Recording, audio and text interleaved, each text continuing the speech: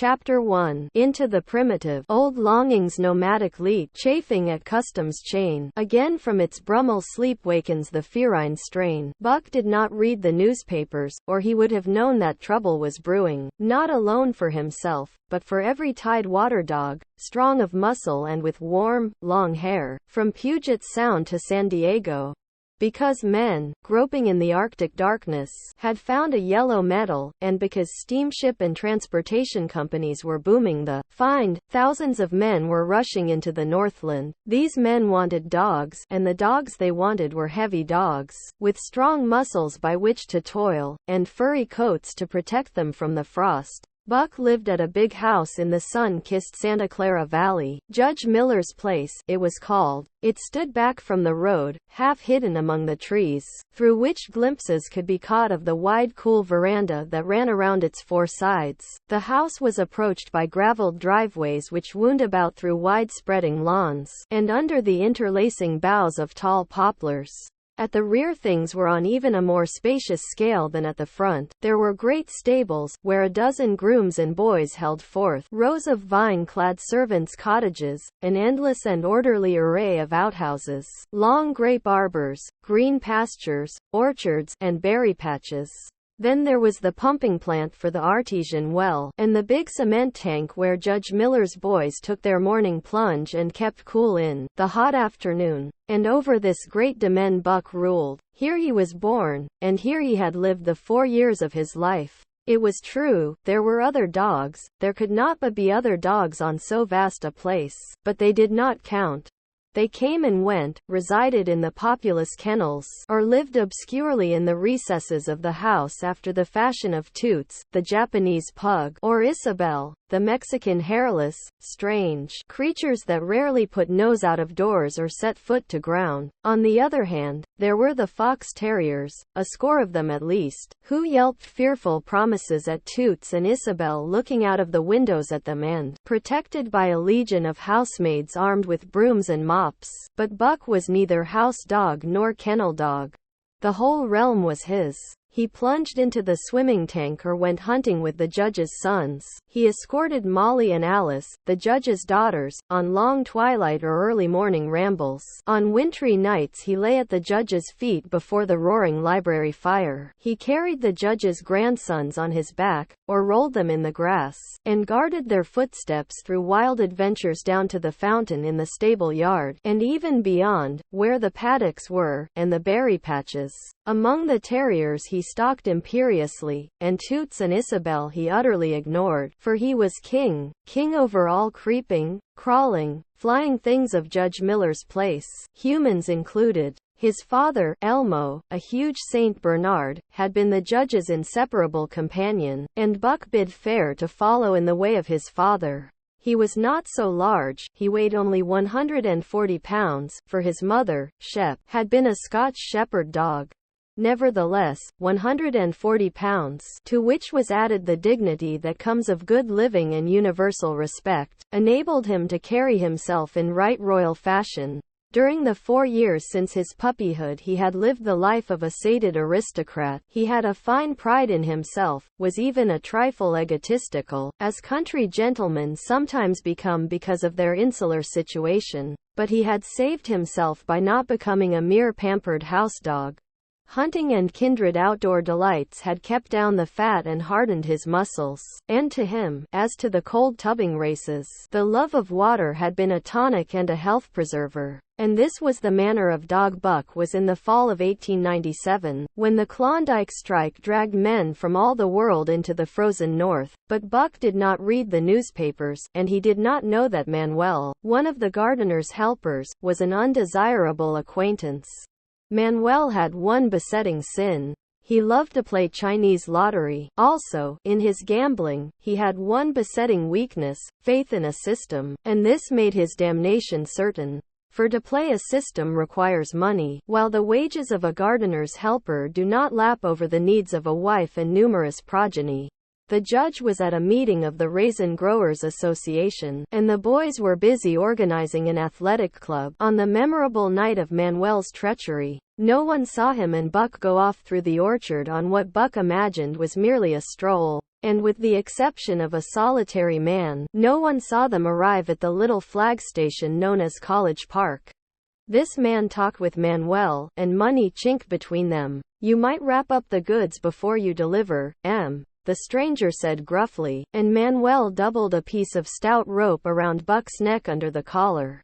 "Twist it, and you'll choke, plenty," said Manuel, and the stranger grunted a ready affirmative. Buck had accepted the rope with quiet dignity. To be sure, it was an unwanted performance, but he had learned to trust in men he knew, and to give them credit for a wisdom that outreached his own. But when the ends of the rope were placed in the stranger's hands, he growled menacingly. He had merely intimated his displeasure, in his pride believing that to intimate was to command. But to his surprise the rope tightened around his neck, shutting off his breath. In quick rage he sprang at the man, who met him halfway, grappled him close by the throat, and with a deft twist threw him over on his back. Then the rope tightened mercilessly, while Buck struggled in a fury, his tongue lolling out of his mouth and his great chest panting futilely. Never in all his life had he been so vilely treated, and never in all his life had he been so angry. But his strength ebbed, his eyes glazed, and he knew nothing when the train was flagged and the two men threw him into the baggage car. The next he knew, he was dimly aware that his tongue was hurting and that he was being jolted along in some kind of a conveyance. The hoarse shriek of a locomotive whistling a crossing told him where he was. He had traveled too often with the judge not to know the sensation of riding in a baggage car. He opened his eyes, and into them came the unbridled anger of a kidnapped king. The man sprang for his throat, but Buck was too quick for him. His jaws closed on the hand, nor did they relax till his senses were choked out of him once more. "Yep, has fits," the man said, hiding his mangled hand from the baggageman, who had been attracted by the sounds of struggle. "I'm talkin', up for the boss to Frisco. A crack dog doctor there thinks that he can cure, Concerning that night's ride, the man spoke most eloquently for himself. "In a little shed back of a saloon on the San Francisco waterfront. All I get is $50 for it," he grumbled. "And I wouldn't do it over for $1,000, cold cash." His hand was wrapped in a bloody handkerchief, and the right trouser leg was ripped from knee to ankle. "How much did the other mug get?" the saloon keeper demanded. "100, was the reply. "Wouldn't take a sou less, so help me." "That makes $150, the saloon keeper calculated. "And he's worth it, or I'm a squarehead." The kidnapper undid the bloody wrappings and looked at his lacerated hand. "If I don't get the hydrophobia, it'll be because you was born to hang," laughed the saloon keeper. "Here, lend me a hand before you pull your freight," he added. Dazed, suffering intolerable pain from throat and tongue, with the life half throttled out of him, Buck attempted to face his tormentors. But he was thrown down and choked repeatedly, till they succeeded in filing the heavy brass collar from off his neck. Then the rope was removed, and he was flung into a cage-like crate. There he lay for the remainder of the weary night, nursing his wrath and wounded pride. He could not understand what it all meant. What did they want with him, these strange men? Why were they keeping him pent up in this narrow crate? He did not know why, but he felt oppressed by the vague sense of impending calamity. Several times during the night he sprang to his feet when the shed door rattled open, expecting to see the judge, or the boys at least, but each time it was the bulging face of the saloon keeper that peered in at him by the sickly light of a tallow candle. And each time the joyful bark that trembled in Buck's throat was twisted into a savage growl. But the saloon keeper let him alone, and in the morning 4 men entered and picked up the crate. More tormentors, Buck decided, for they were evil-looking creatures, ragged and unkempt, and he stormed and raged at them through the bars. They only laughed and poked sticks at him, which he promptly assailed with his teeth till he realized that that was what they wanted. Whereupon he lay down sullenly and allowed the crate to be lifted into a wagon. Then he, and the crate in which he was imprisoned, began a passage through many hands. Clerks in the express office took charge of him. He was carted about in another wagon. A truck carried him, with an assortment of boxes and parcels, upon a ferry steamer. He was trucked off the steamer into a great railway depot, and finally he was deposited in an express car. For 2 days and nights this express car was dragged along at the tail of shrieking locomotives, and for 2 days and nights Buck neither ate nor drank. In his anger he had met the first advances of the express messengers with growls, and they had retaliated by teasing him. When he flung himself against the bars, quivering and frothing, they laughed at him and taunted him. They growled and barked like detestable dogs, mewed, and flapped their arms and crowed. It was all very silly, he knew, but therefore the more outrage to his dignity, and his anger waxed and waxed. He did not mind the hunger so much, but the lack of water caused him severe suffering and fanned his wrath to fever pitch. For that matter, high-strung and finely sensitive, the ill treatment had flung him into a fever, which was fed by the inflammation of his parched and swollen throat and tongue. He was glad for one thing: the rope was off his neck. That had given them an unfair advantage, but now that it was off, he would show them. They would never get another rope around his neck. Upon that he was resolved. For 2 days and nights he neither ate nor drank, and during those 2 days and nights of torment, he accumulated a fund of wrath that boded ill for whoever first fell foul of him. His eyes turned bloodshot, and he was metamorphosed into a raging fiend. So changed was he that the judge himself would not have recognized him, and the express messengers breathed with relief when they bundled him off the train at Seattle. 4 men gingerly carried the crate from the wagon into a small, high-walled backyard. A stout man, with a red sweater that sagged generously at the neck, came out and signed the book for the driver. That was the man, Buck divined, the next tormentor, and he hurled himself savagely against the bars. The man smiled grimly, and brought a hatchet and a club. "You ain't going to take him out now?" the driver asked. "Sure," the man replied, driving the hatchet into the crate for a pry. There was an instantaneous scattering of the 4 men who had carried it in, and from safe perches on top the wall they prepared to watch the performance. Buck rushed at the splintering wood, sinking his teeth into it, surging and wrestling with it. Wherever the hatchet fell on the outside, he was there on the inside, snarling and growling, as furiously anxious to get out as the man in the red sweater was calmly intent on getting him out. "Now, you red-eyed devil," he said, when he had made an opening sufficient for the passage of Buck's body. At the same time he dropped the hatchet and shifted the club to his right hand, and Buck was truly a red-eyed devil, as he drew himself together for the spring, hair bristling, mouth foaming, a mad glitter in his bloodshot eyes. Straight at the man he launched his 140 pounds of fury, surcharged with the pent passion of 2 days and nights. In mid-air, just as his jaws were about to close on the man, he received a shock that checked his body and brought his teeth together with an agonizing clip. He whirled over, fetching the ground on his back and side. He had never been struck by a club in his life, and did not understand. With a snarl that was part bark and more scream he was again on his feet and launched into the air. And again the shock came and he was brought crushingly to the ground. This time he was aware that it was the club, but his madness knew no caution. A dozen times he charged, and as often the club broke the charge and smashed him down. After a particularly fierce blow, he crawled to his feet, too dazed to rush.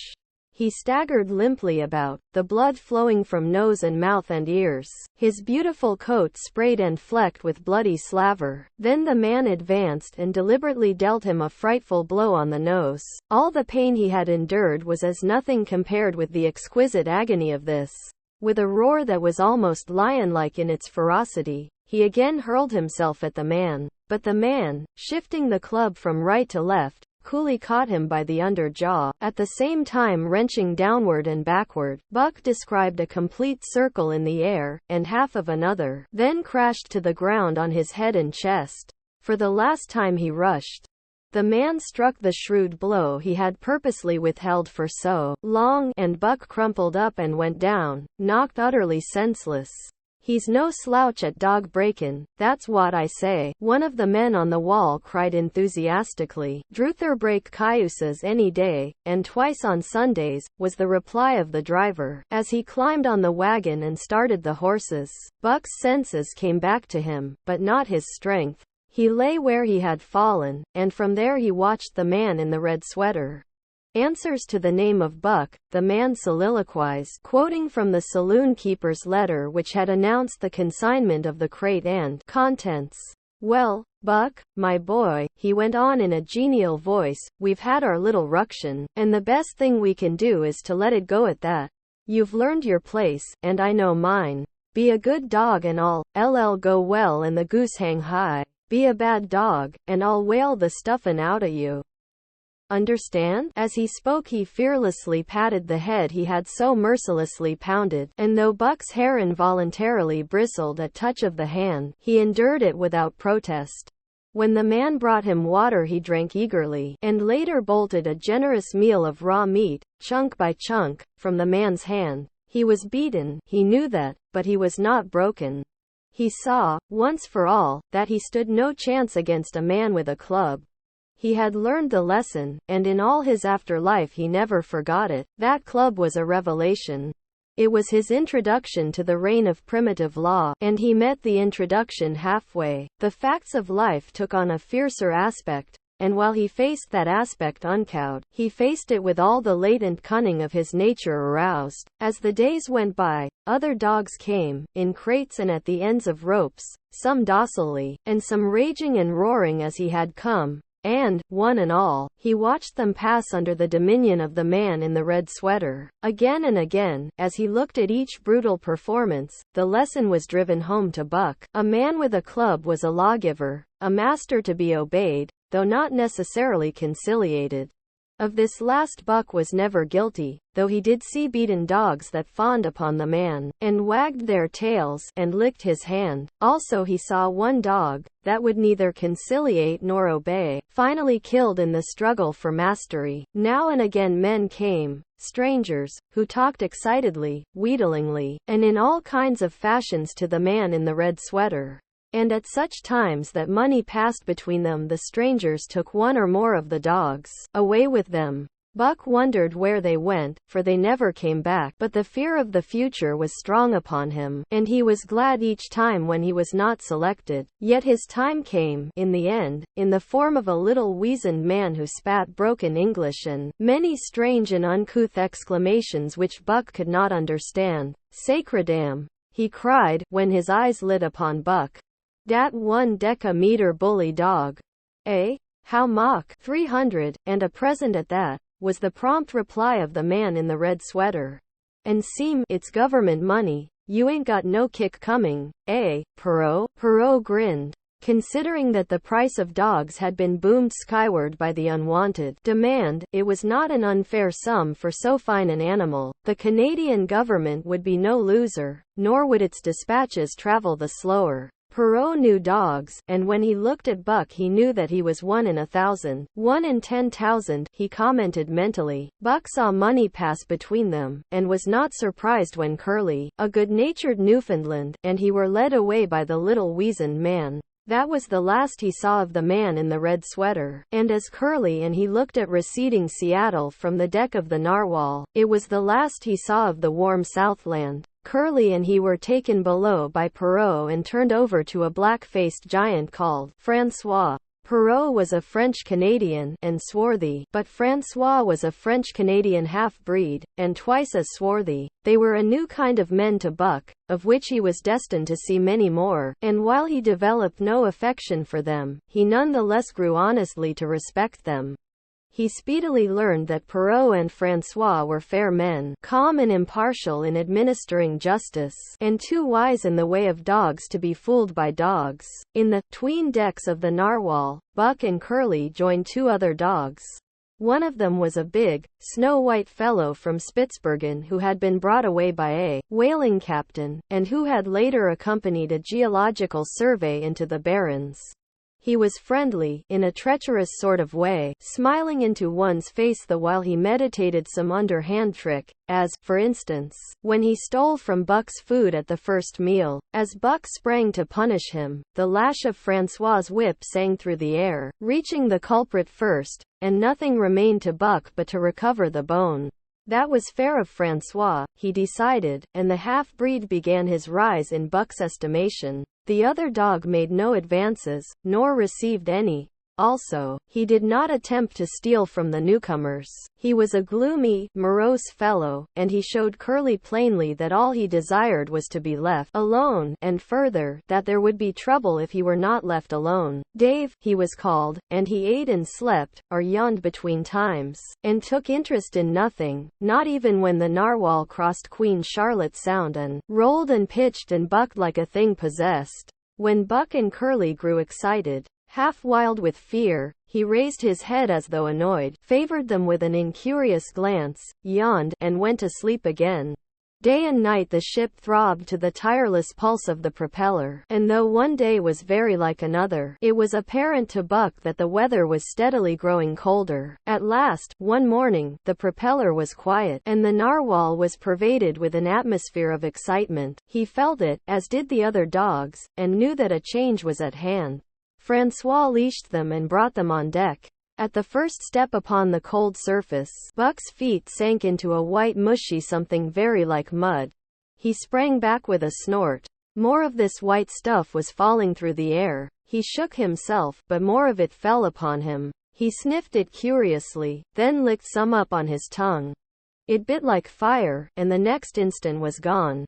This puzzled him. He tried it again, with the same result. The onlookers laughed uproariously, and he felt ashamed, he knew not why, for it was his first snow. Chapter 2. The Law of Club and Fang. Buck's first day on the Daya beach was like a nightmare. Every hour was filled with shock and surprise.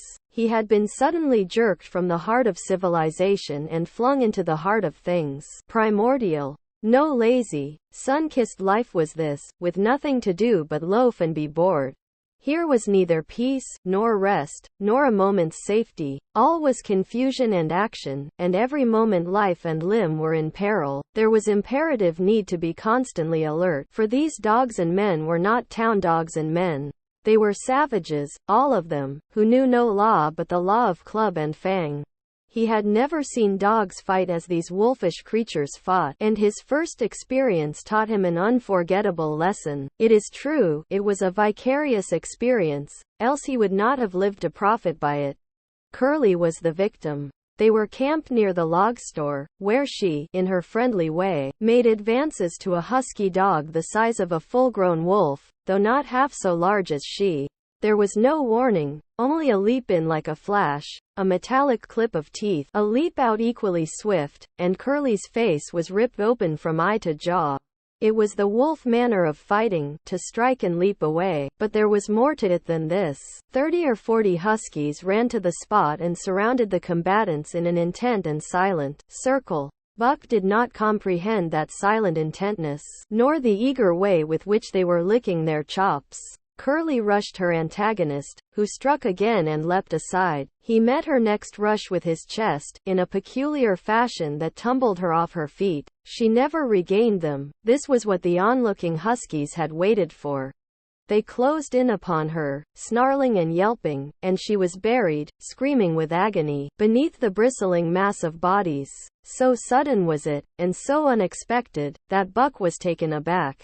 He saw Spitz run out his scarlet tongue in a way he had of laughing, and he saw Francois, swinging an axe, spring into the mess of dogs. 3 men with clubs were helping him to scatter them. It did not take long. 2 minutes from the time Curly went down, the last of her assailants were clubbed off. But she lay there limp and lifeless in the bloody, trampled snow, almost literally torn to pieces, the swart half-breed standing over her and cursing horribly. The scene often came back to Buck to trouble him in his sleep. So that was the way. No fair play. Once down, that was the end of you. Well, he would see to it that he never went down. Spitz ran out his tongue and laughed again, and from that moment Buck hated him with a bitter and deathless hatred. Before he had recovered from the shock caused by the tragic passing of Curly, he received another shock. Francois fastened upon him an arrangement of straps and buckles. It was a harness, such as he had seen the grooms put on the horses at home, and as he had seen horses work, so he was set to work, hauling Francois on a sled to the forest that fringed the valley, and returning with a load of firewood. Though his dignity was sorely hurt by thus being made a draft animal, he was too wise to rebel. He buckled down with a will and did his best, though it was all new and strange. Francois was stern, demanding instant obedience, and by virtue of his whip receiving instant obedience, while Dave, who was an experienced wheeler, nipped Buck's hindquarters whenever he was in error. Spitz was the leader, likewise experienced, and while he could not always get at Buck, he growled sharp reproof now and again, or cunningly threw his weight in the traces to jerk Buck into the way he should go. Buck learned easily, and under the combined tuition of his two mates and Francois made remarkable progress. Ere they returned to camp he knew enough to stop at Ho, to go ahead at Mush, to swing wide on the bends, and to keep clear of the wheeler when the loaded sled shot downhill at their heels. Très vert, good dogs, Francois told Perrault. Dat Buck, heem pool lock hell, I tick heem queek as anyting. By afternoon, Perrault, who was in a hurry to be on the trail with his dispatches, returned with two more dogs. Billy, and Joe, he called them, two brothers, and true huskies both. Sons of the one mother though they were as different as day and night. Billy's one fault was his excessive good nature, while Joe was the very opposite, sour and introspective, with a perpetual snarl and a malignant eye. Buck received them in comradely fashion. Dave ignored them, while Spitz proceeded to thrash first one and then the other. Billy wagged his tail appeasingly, turned to run when he saw that appeasement was of no avail, and cried, still appeasingly, when Spitz's sharp teeth scored his flank. But no matter how Spitz circled, Joe whirled around on his heels to face him, mane bristling, ears laid back, lips writhing and snarling, jaws clipping together as fast as he could snap, and eyes diabolically gleaming, the incarnation of belligerent fear. So terrible was his appearance that Spitz was forced to forego disciplining him, but to cover his own discomfiture he turned upon the inoffensive and wailing Billy and drove him to the confines of the camp. By evening Perrault secured another dog, an old husky, long and lean and gaunt, with a battle-scarred face and a single eye which flashed a warning of prowess that commanded respect. He was called Sol Lex, which means the angry one. Like Dave, he asked nothing, gave nothing, expected nothing, and when he marched slowly and deliberately into their midst, even Spitz left him alone. He had one peculiarity which Buck was unlucky enough to discover. He did not like to be approached on his blind side. Of this offense Buck was unwittingly guilty, and the first knowledge he had of his indiscretion was when Sol Lex whirled upon him and slashed his shoulder to the bone for 3 inches up and down. Forever after Buck avoided his blind side, and to the last of their comradeship had no more trouble. His only apparent ambition, like Dave's, was to be left alone. Though, as Buck was afterward to learn, each of them possessed one other and even more vital ambition. That night Buck faced the great problem of sleeping. The tent, illumined by a candle, glowed warmly in the midst of the white plain.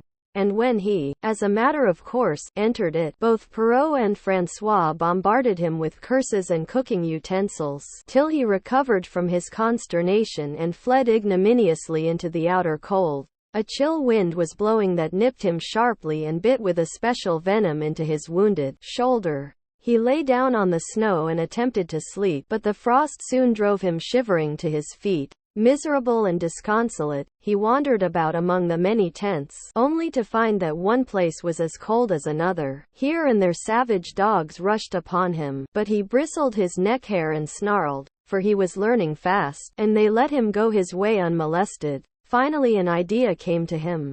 He would return and see how his own teammates were making out. To his astonishment, they had disappeared. Again he wandered about through the great camp, looking for them, and again he returned. Were they in the tent? No, that could not be, else he would not have been driven out. Then where could they possibly be? With drooping tail and shivering body, very forlorn indeed, he aimlessly circled the tent. Suddenly the snow gave way beneath his 4 legs and he sank down.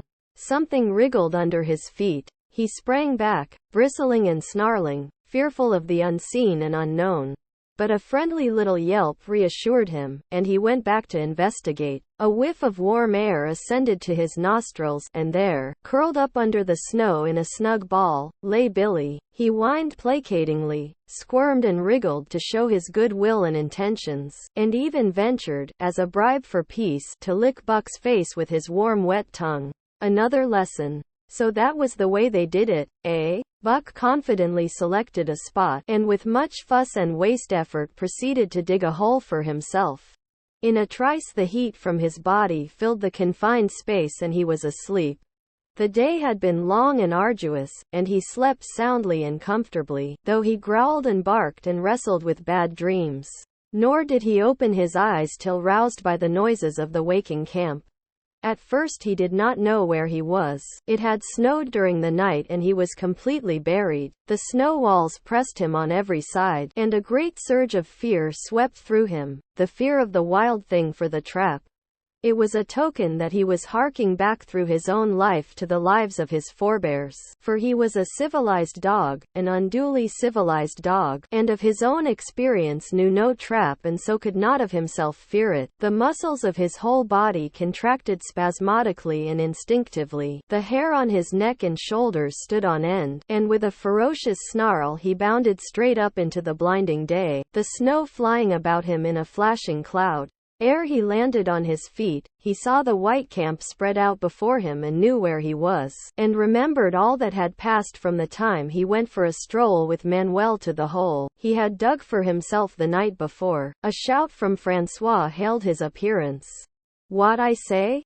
the dog driver cried to Perrault. "Dat Buck for sure learn queek as anyting." Perrault nodded gravely. As courier for the Canadian government, bearing important dispatches, he was anxious to secure the best dogs, and he was particularly gladdened by the possession of Buck. 3 more huskies were added to the team inside an hour, making a total of 9, and before another quarter of an hour had passed they were in harness and swinging up the trail, toward the Dia Cannon. Buck was glad to be gone, and though the work was hard he found he did not particularly despise it. He was surprised at the eagerness which animated the whole team and which was communicated to him, but still more surprising was the change wrought in Dave and Sol Lex.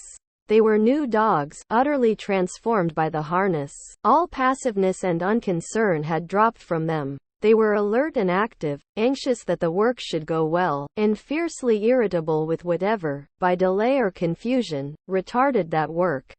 The toil of the traces seemed the supreme expression of their being, and all that they lived for and the only thing in which they took delight. Dave was wheeler or sled dog, pulling in front of him was Buck, then came Sol Lex. The rest of the team was strung out ahead, single file, to the leader, which position was filled by Spitz. Buck had been purposely placed between Dave and Sol Lex so that he might receive instruction. Apt scholar that he was, they were equally apt teachers, never allowing him to linger long in error, and enforcing their teaching with their sharp teeth.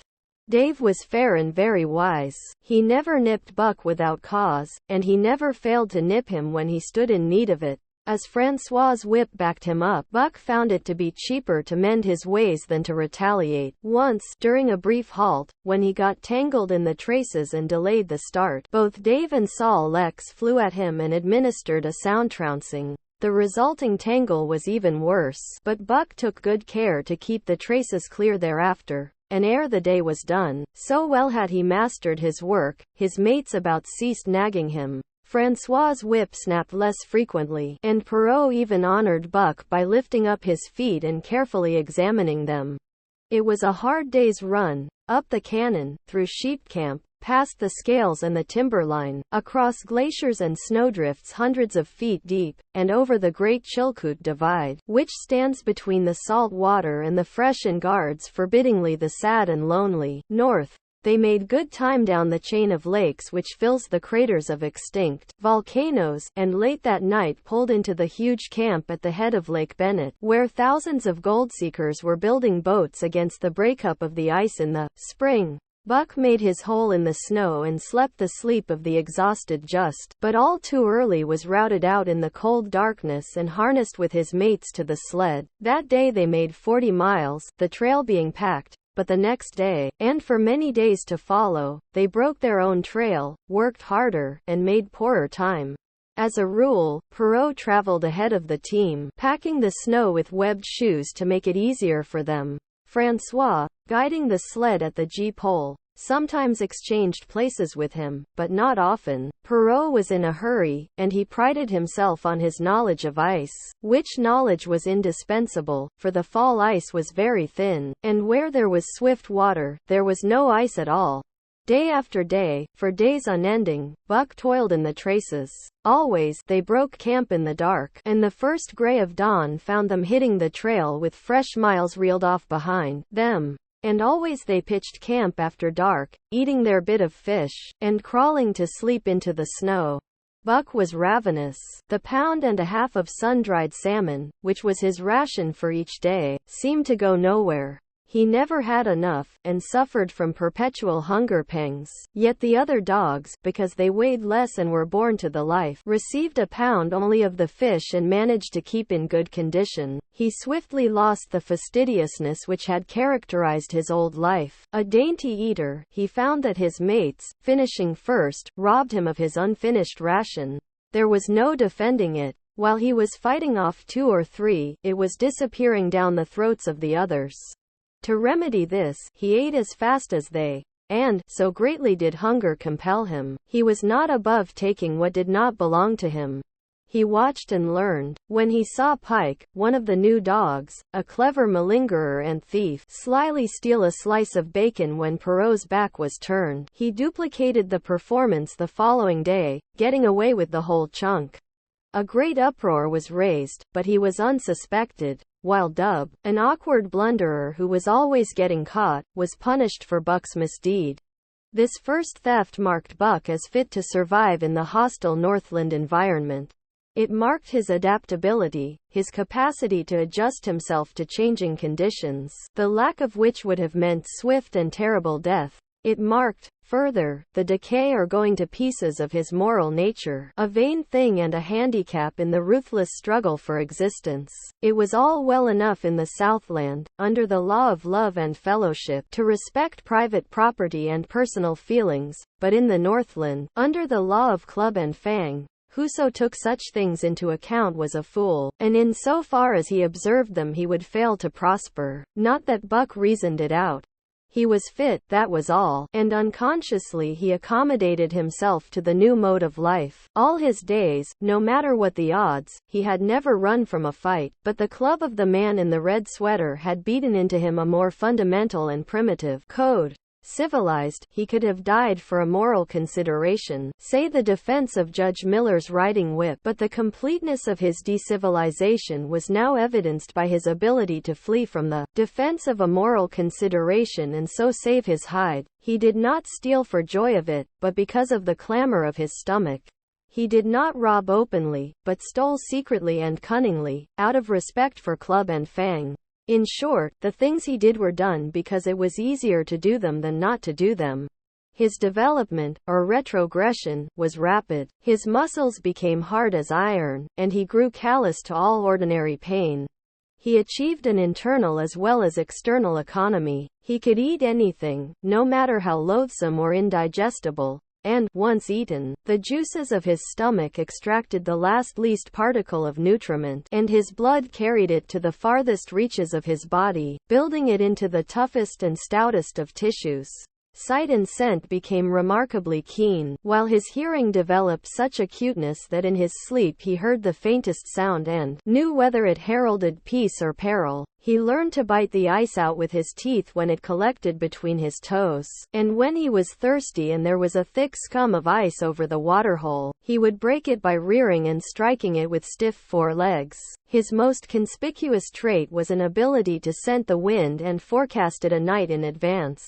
No matter how breathless the air when he dug his nest by tree or bank, the wind that later blew inevitably found him to leeward, sheltered and snug. And not only did he learn by experience, but instincts long dead became alive again. The domesticated generations fell from him. In vague ways he remembered back to the youth of the breed, to the time the wild dogs ranged in packs through the primeval forest and killed their meat as they ran it down. It was no task for him to learn to fight with cut and slash and the quick wolf snap. In this manner had fought forgotten ancestors.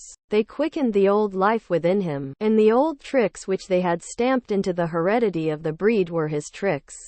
They came to him without effort or discovery, as though they had been his always. And when, on the still cold nights, he pointed his nose at a star and howled long and wolf-like, it was his ancestors, dead and dust, pointing nose at star and howling down through the centuries and through him. And his cadences were their cadences, the cadences which voiced their woe and what to them was the meaning of the stiffness, and the cold, and dark. Thus, as token of what a puppet thing life is, the ancient song surged through him and he came into his own again, and he came because men had found a yellow metal in the north, and because Manuel was a gardener's helper whose wages did not lap over the needs of his wife, and divers small copies of himself. Chapter 3. The Dominant Primordial Beast. The dominant primordial beast was strong in buck, and under the fierce conditions of trail life it grew and grew. Yet it was a secret growth. His newborn cunning gave him poise and control. He was too busy adjusting himself to the new life to feel at ease, and not only did he not pick fights, but he avoided them whenever possible. A certain deliberateness characterized his attitude. He was not prone to rashness and precipitate action, and in the bitter hatred between him and Spitz he betrayed no impatience, shunned all offensive acts. On the other hand, possibly because he divined in Buck a dangerous rival, Spitz never lost an opportunity of showing his teeth. He even went out of his way to bully Buck, striving constantly to start the fight which could end only in the death of one or the other. Early in the trip this might have taken place had it not been for an unwanted accident. At the end of this day they made a bleak and miserable camp on the shore of Lake Labarge. Driving snow, a wind that cut like a white-hot knife, and darkness had forced them to grope for a camping place. They could hardly have fared worse. At their backs rose a perpendicular wall of rock, and Perrault and Francois were compelled to make their fire and spread their sleeping robes on the ice of the lake itself. The tent they had discarded at Daya in order to travel light. A few sticks of driftwood furnished them with a fire that thawed down through the ice and left them to eat supper in the dark. Close in under the sheltering rock Buck made his nest. So snug and warm was it, that he was loath to leave it when Francois distributed the fish which he had first thawed over the fire. But when Buck finished his ration and returned, he found his nest occupied. A warning snarl told him that the trespasser was Spitz. Till now Buck had avoided trouble with his enemy, but this was too much. The beast in him roared. He sprang upon Spitz with a fury which surprised them both, and Spitz particularly, for his whole experience with Buck had gone to teach him that his rival was an unusually timid dog, who managed to hold his own only because of his great weight and size. Francois was surprised, too, when they shot out in a tangle from the disrupted nest and he divined the cause of the trouble. He cried to Buck. "Gif it to heem, by gar, gif it to heem, the dirty thief." Spitz was equally willing. He was crying with sheer rage and eagerness as he circled back and forth for a chance to spring in. Buck was no less eager, and no less cautious, as he likewise circled back and forth for the advantage. But it was then that the unexpected happened, the thing which projected their struggle for supremacy far into the future, past many a weary mile of trail and toil. An oath from Perrault, the resounding impact of a club upon a bony frame, and a shrill yelp of pain heralded the breaking forth of pandemonium. The camp was suddenly discovered to be alive with skulking furry forms, starving huskies, 4 or 5 score of them, who had scented the camp from some Indian village. They had crept in while Buck and Spitz were fighting, and when the 2 men sprang among them with stout clubs they showed their teeth and fought back. They were crazed by the smell of the food. Perrault found one with head buried in the grub box. His club landed heavily on the gaunt ribs, and the grub box was capsized on the ground. On the instant a score of the famished brutes were scrambling for the bread and bacon. The clubs fell upon them unheeded. They yelped and howled under the rain of blows, but struggled none the less madly till the last crumb had been devoured. In the meantime the astonished team dogs had burst out of their nests only to be set upon by the fierce invaders. Never had Buck seen such dogs. It seemed as though their bones would burst through their skins. They were mere skeletons, draped loosely in draggled hides, with blazing eyes and slavered fangs. But the hunger madness made them terrifying, irresistible. There was no opposing them. The team dogs were swept back against the cliff at the first onset. Buck was beset by 3 huskies, and in a trice his head and shoulders were ripped and slashed. The din was frightful. Billy was crying as usual. Dave and Sol Lex, dripping blood from a score of wounds, were fighting bravely side by side. Joe was snapping like a demon. Once, his teeth closed on the foreleg of a husky, and he crunched down through the bone. Pike, the malingerer, leapt upon the crippled animal, breaking its neck with a quick flash of teeth and a jerk. Buck got a frothing adversary by the throat, and was sprayed with blood when his teeth sank through the jugular. The warm taste of it in his mouth goaded him to greater fierceness. He flung himself upon another, and at the same time felt teeth sink into his own throat. It was Spitz, treacherously attacking from the side. Perrault and Francois, having cleaned out their part of the camp, hurried to save their sled dogs. The wild wave of famished beasts rolled back before them, and Buck shook himself free. But it was only for a moment. The 2 men were compelled to run back to save the grub, upon which the huskies returned to the attack on the team. Billy, terrified into bravery, sprang through the savage circle and fled away over the ice.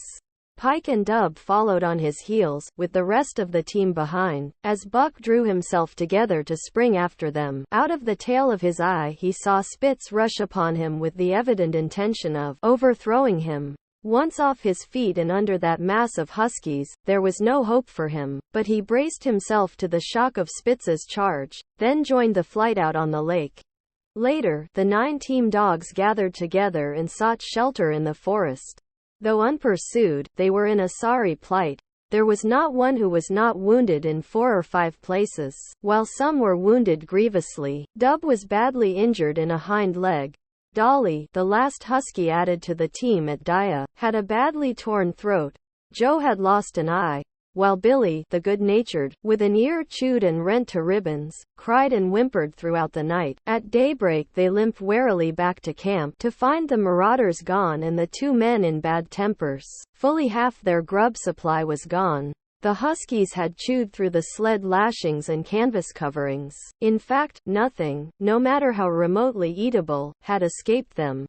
They had eaten a pair of Perrault's moosehide moccasins, chunks out of the leather traces, and even 2 feet of lash from the end of Francois's whip. He broke from a mournful contemplation of it to look over his wounded dogs. "Ah, my friends," he said softly, "maybe it mek you mad dog, dose many bites. Maybe all mad dog, sacredam. What you tink? Eh, Perrault?" The courier shook his head dubiously. With 400 miles of trail still between him and Dawson, he could ill afford to have madness break out among his dogs. 2 hours of cursing and exertion got the harnesses into shape, and the wound-stiffened team was under way, struggling painfully over the hardest part of the trail they had yet encountered, and for that matter, the hardest between them and Dawson. The 30-mile river was wide open. Its wild water defied the frost, and it was in the eddies only and in the quiet places that the ice held at all. 6 days of exhausting toil were required to cover those 30 terrible miles. And terrible they were, for every foot of them was accomplished at the risk of life to dog and man. A dozen times, Perrault, nosing the way, broke through the ice bridges, being saved by the long pole he carried, which he so held that it fell each time across the hole made by his body. But a cold snap was on, the thermometer registering 50 below zero, and each time he broke through he was compelled for very life to build a fire and dry his garments. Nothing daunted him. It was because nothing daunted him that he had been chosen for government courier. He took all manner of risks, resolutely thrusting his little weazened face into the frost and struggling on from dim dawn to dark. He skirted the frowning shores on rim ice that bent and crackled underfoot and upon which they dared not halt. Once, the sled broke through, with Dave and Buck, and they were half frozen and all but drowned by the time they were dragged out. The usual fire was necessary to save them. They were coated solidly with ice, and the two men kept them on the run around the fire, sweating and thawing, so close that they were singed by the flames. At another time Spitz went through, dragging the whole team after him up to Buck, who strained backward with all his strength, his four paws on the slippery edge and the ice quivering and snapping all around. But behind him was Dave, likewise straining backward, and behind the sled was Francois, pulling till his tendons cracked. Again, the rim ice broke away before and behind, and there was no escape except up the cliff. Perrault scaled it by a miracle, while Francois prayed for just that miracle, and with every thong and sled lashing and the last bit of harness rove into a long rope, the dogs were hoisted, one by one, to the cliff crest. Francois came up last, after the sled and load. Then came the search for a place to descend, which descent was ultimately made by the aid of the rope, and night found them back on the river with a quarter of a mile to the day's credit. By the time they made the Hootalinqua and good ice, Buck was played out. The rest of the dogs were in like condition, but Perrault, to make up lost time, pushed them late and early. The first day they covered 35 miles to the Big Salmon, the next day 35 more to the Little Salmon, the third day 40 miles, which brought them well up toward the Five Fingers. Buck's feet were not so compact and hard as the feet of the huskies. His had softened during the many generations since the day his last wild ancestor was tamed by a cave dweller or riverman. All day long he limped in agony, and camp once made, lay down like a dead dog. Hungry as he was, he would not move to receive his ration of fish, which Francois had to bring to him. Also, the dog driver rubbed Buck's feet for half an hour each night after supper, and sacrificed the tops of his own moccasins to make 4 moccasins for Buck. This was a great relief, and Buck caused even the weazened face of Perrault to twist itself into a grin one morning, when Francois forgot the moccasins and Buck lay on his back, his 4 feet waving appealingly in the air, and refused to budge without them. Later his feet grew hard to the trail, and the worn-out footgear was thrown away. At the Pelly one morning, as they were harnessing up, Dolly, who had never been conspicuous for anything, went suddenly mad. She announced her condition by a long, heartbreaking wolf howl that sent every dog bristling with fear, then sprang straight for Buck. He had never seen a dog go mad, nor did he have any reason to fear madness. Yet he knew that here was horror, and fled away from it in a panic. Straight away he raced, with Dolly, panting and frothing, one leap behind. Nor could she gain on him, so great was his terror, nor could he leave her, so great was her madness. He plunged through the wooded breast of the island, flew down to the lower end, crossed a back channel filled with rough ice to another island, gained a third island, curved back to the main river, and in desperation started to cross it. And all the time, though he did not look, he could hear her snarling just one leap behind. Francois called to him a quarter of a mile away and he doubled back, still one leap ahead, gasping painfully for air and putting all his faith in that Francois would save him. The dog driver held the axe poised in his hand, and as Buck shot past him the axe crashed down upon Mad Dolly's head. Buck staggered over against the sled, exhausted, sobbing for breath, helpless. This was Spitz's opportunity. He sprang upon Buck, and twice his teeth sank into his unresisting foe and ripped and tore the flesh to the bone. Then Francois's lash descended, and Buck had the satisfaction of watching Spitz receive the worst whipping as yet administered to any of the teams. "One devil, dat Spitz," remarked Perrault. "Some damn day heem keel dat Buck." "Dat Buck 2 devils," was Francois's rejoinder. "All de tam I watch dat Buck I know for sure. Listen. Some damn fine day heem get madlock hellen, den heem chew dat Spitz all up and spit heem out on de snow." "Sure. I know." From then on it was war between them. Spitz, as lead dog and acknowledged master of the team, felt his supremacy threatened by this strange Southland dog, and strange Buck was to him, for of the many Southland dogs he had known, not one had shown up worthily in camp and on trail. They were all too soft, dying under the toil, the frost, and starvation. Buck was the exception. He alone endured and prospered, matching the husky in strength, savagery, and cunning. then he was a masterful dog. And what made him dangerous was the fact that the club of the man in the red sweater had knocked all blind pluck and rashness out of his desire for mastery. He was preeminently cunning, and could bide his time with a patience that was nothing less than primitive. It was inevitable that the clash for leadership should come. Buck wanted it. He wanted it because it was his nature, because he had been gripped tight by that nameless, incomprehensible pride of the trail and trace. That pride which holds dogs in the toil to the last gasp, which lures them to die joyfully in the harness, and breaks their hearts if they are cut out of the harness. This was the pride of Dave as wheel dog, of Sol Leks as he pulled with all his strength, the pride that laid hold of them at break of camp, transforming them from sour and sullen brutes into straining, eager, ambitious creatures, the pride that spurred them on all day and dropped them at pitch of camp at night, letting them fall back into gloomy unrest and uncontent. This was the pride that bore up Spitz and made him thrash the sled dogs who blundered and shirked in the traces or hid away at harness-up time in the morning. Likewise, it was this pride that made him fear Buck as a possible lead dog. And this was Buck's pride, too. He openly threatened the other's leadership. He came between him and the shirks he should have punished. And he did it deliberately. One night there was a heavy snowfall, and in the morning Pike, the malingerer, did not appear. He was securely hidden in his nest under a foot of snow. Francois called him and sought him in vain. Spitz was wild with wrath. He raged through the camp, smelling and digging in every likely place, snarling so frightfully that Pike heard and shivered in his hiding place. But when he was at last unearthed, and Spitz flew at him to punish him, Buck flew, with equal rage, in between.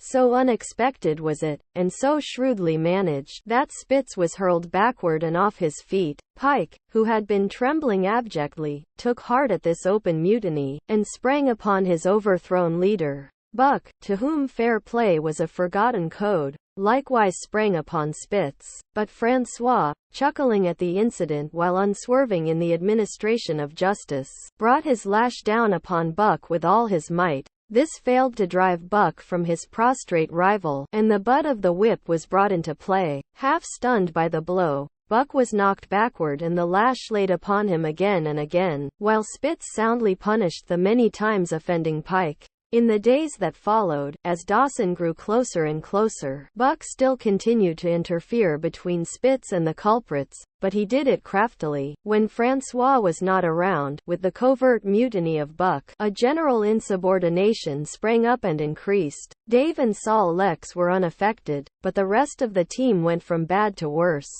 Things no longer went right. There was continual bickering and jangling. Trouble was always afoot, and at the bottom of it was Buck. He kept Francois busy, for the dog driver was in constant apprehension of the life and death struggle between the two, which he knew must take place sooner or later, and on more than one night the sounds of quarreling and strife among the other dogs turned him out of his sleeping robe, fearful that Buck and Spitz were at it. But the opportunity did not present itself, and they pulled into Dawson one dreary afternoon with the great fight still to come. Here were many men, and countless dogs, and Buck found them all at work. It seemed the ordained order of things that dogs should work. All day they swung up and down the main street in long teams, and in the night their jingling bells still went by. They hauled cabin logs and firewood, freighted up to the mines, and did all manner of work that horses did in the Santa Clara Valley. Here and there Buck met Southland dogs, but in the main they were the wild wolf husky breed. Every night, regularly, at 9, at 12, at 3, they lifted a nocturnal song, a weird and eerie chant, in which it was Buck's delight to join. With the aurora borealis flaming coldly overhead, or the stars leaping in the frost dance, and the land numb and frozen under its pall of snow, this song of the Huskies might have been the defiance of life, only it was pitched in minor key, with long-drawn wailings and half-sobs, and was more the pleading of life, the articulate travail of existence. It was an old song, old as the breed itself, one of the first songs of the younger world in a day when songs were sad.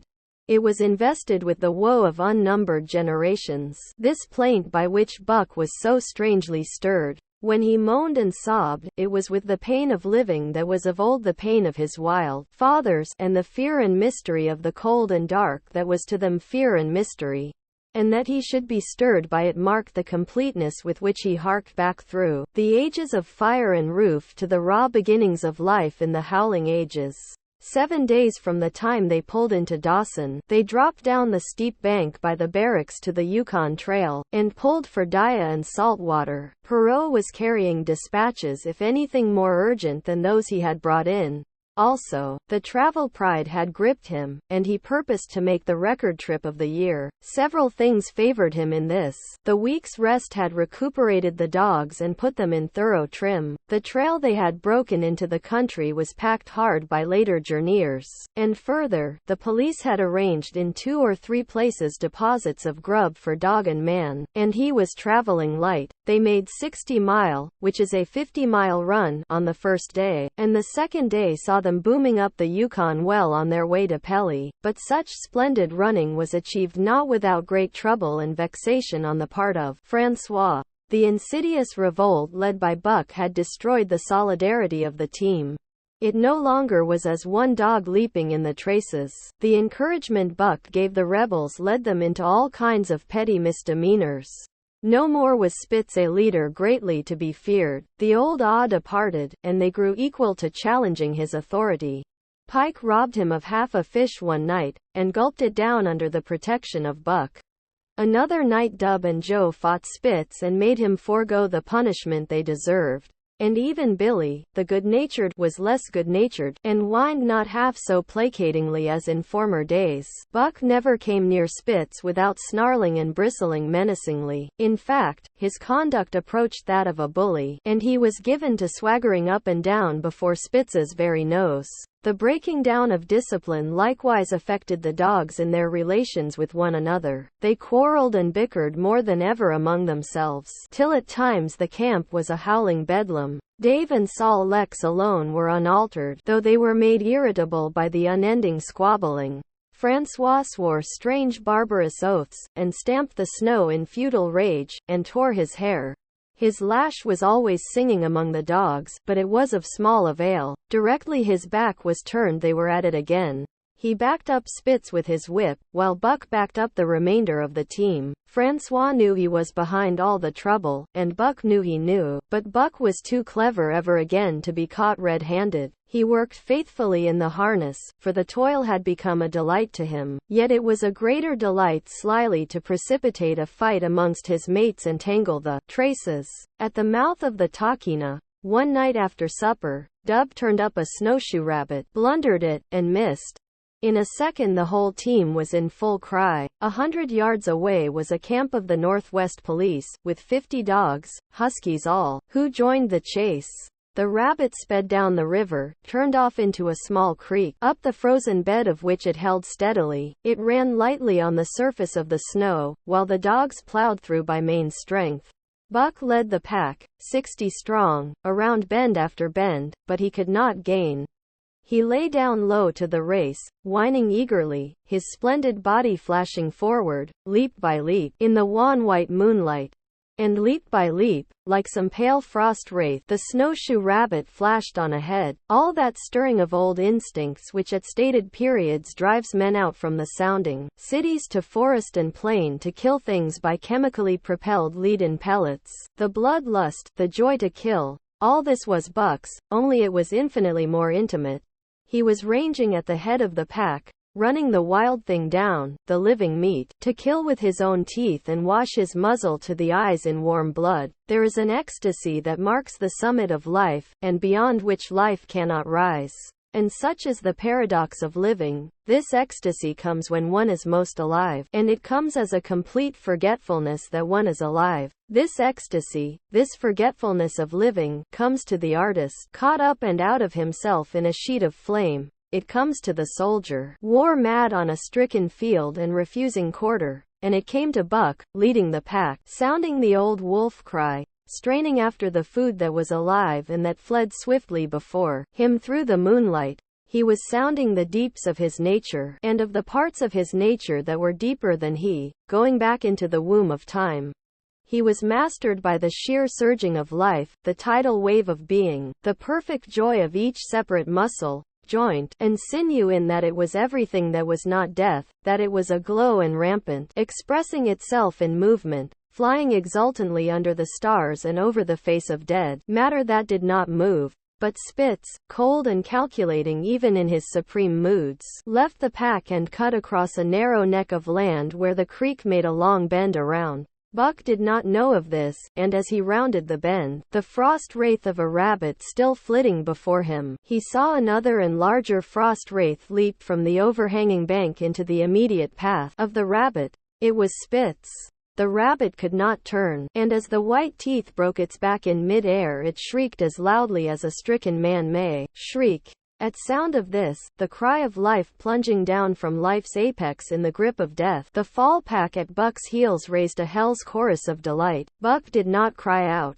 He did not check himself, but drove in upon Spitz, shoulder to shoulder, so hard that he missed the throat. They rolled over and over in the powdery snow. Spitz gained his feet almost as though he had not been overthrown, slashing Buck down the shoulder and leaping clear. Twice his teeth clipped together, like the steel jaws of a trap, as he backed away for better footing, with lean and lifting lips that writhed and snarled.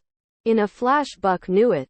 The time had come. It was to the death. As they circled about, snarling, ears laid back, keenly watchful for the advantage, the scene came to Buck with a sense of familiarity. He seemed to remember it all, the white woods, and earth, and moonlight, and the thrill of battle. Over the whiteness and silence brooded a ghostly calm. There was not the faintest whisper of air, nothing moved, not a leaf quivered. The visible breaths of the dogs rising slowly and lingering in the frosty air.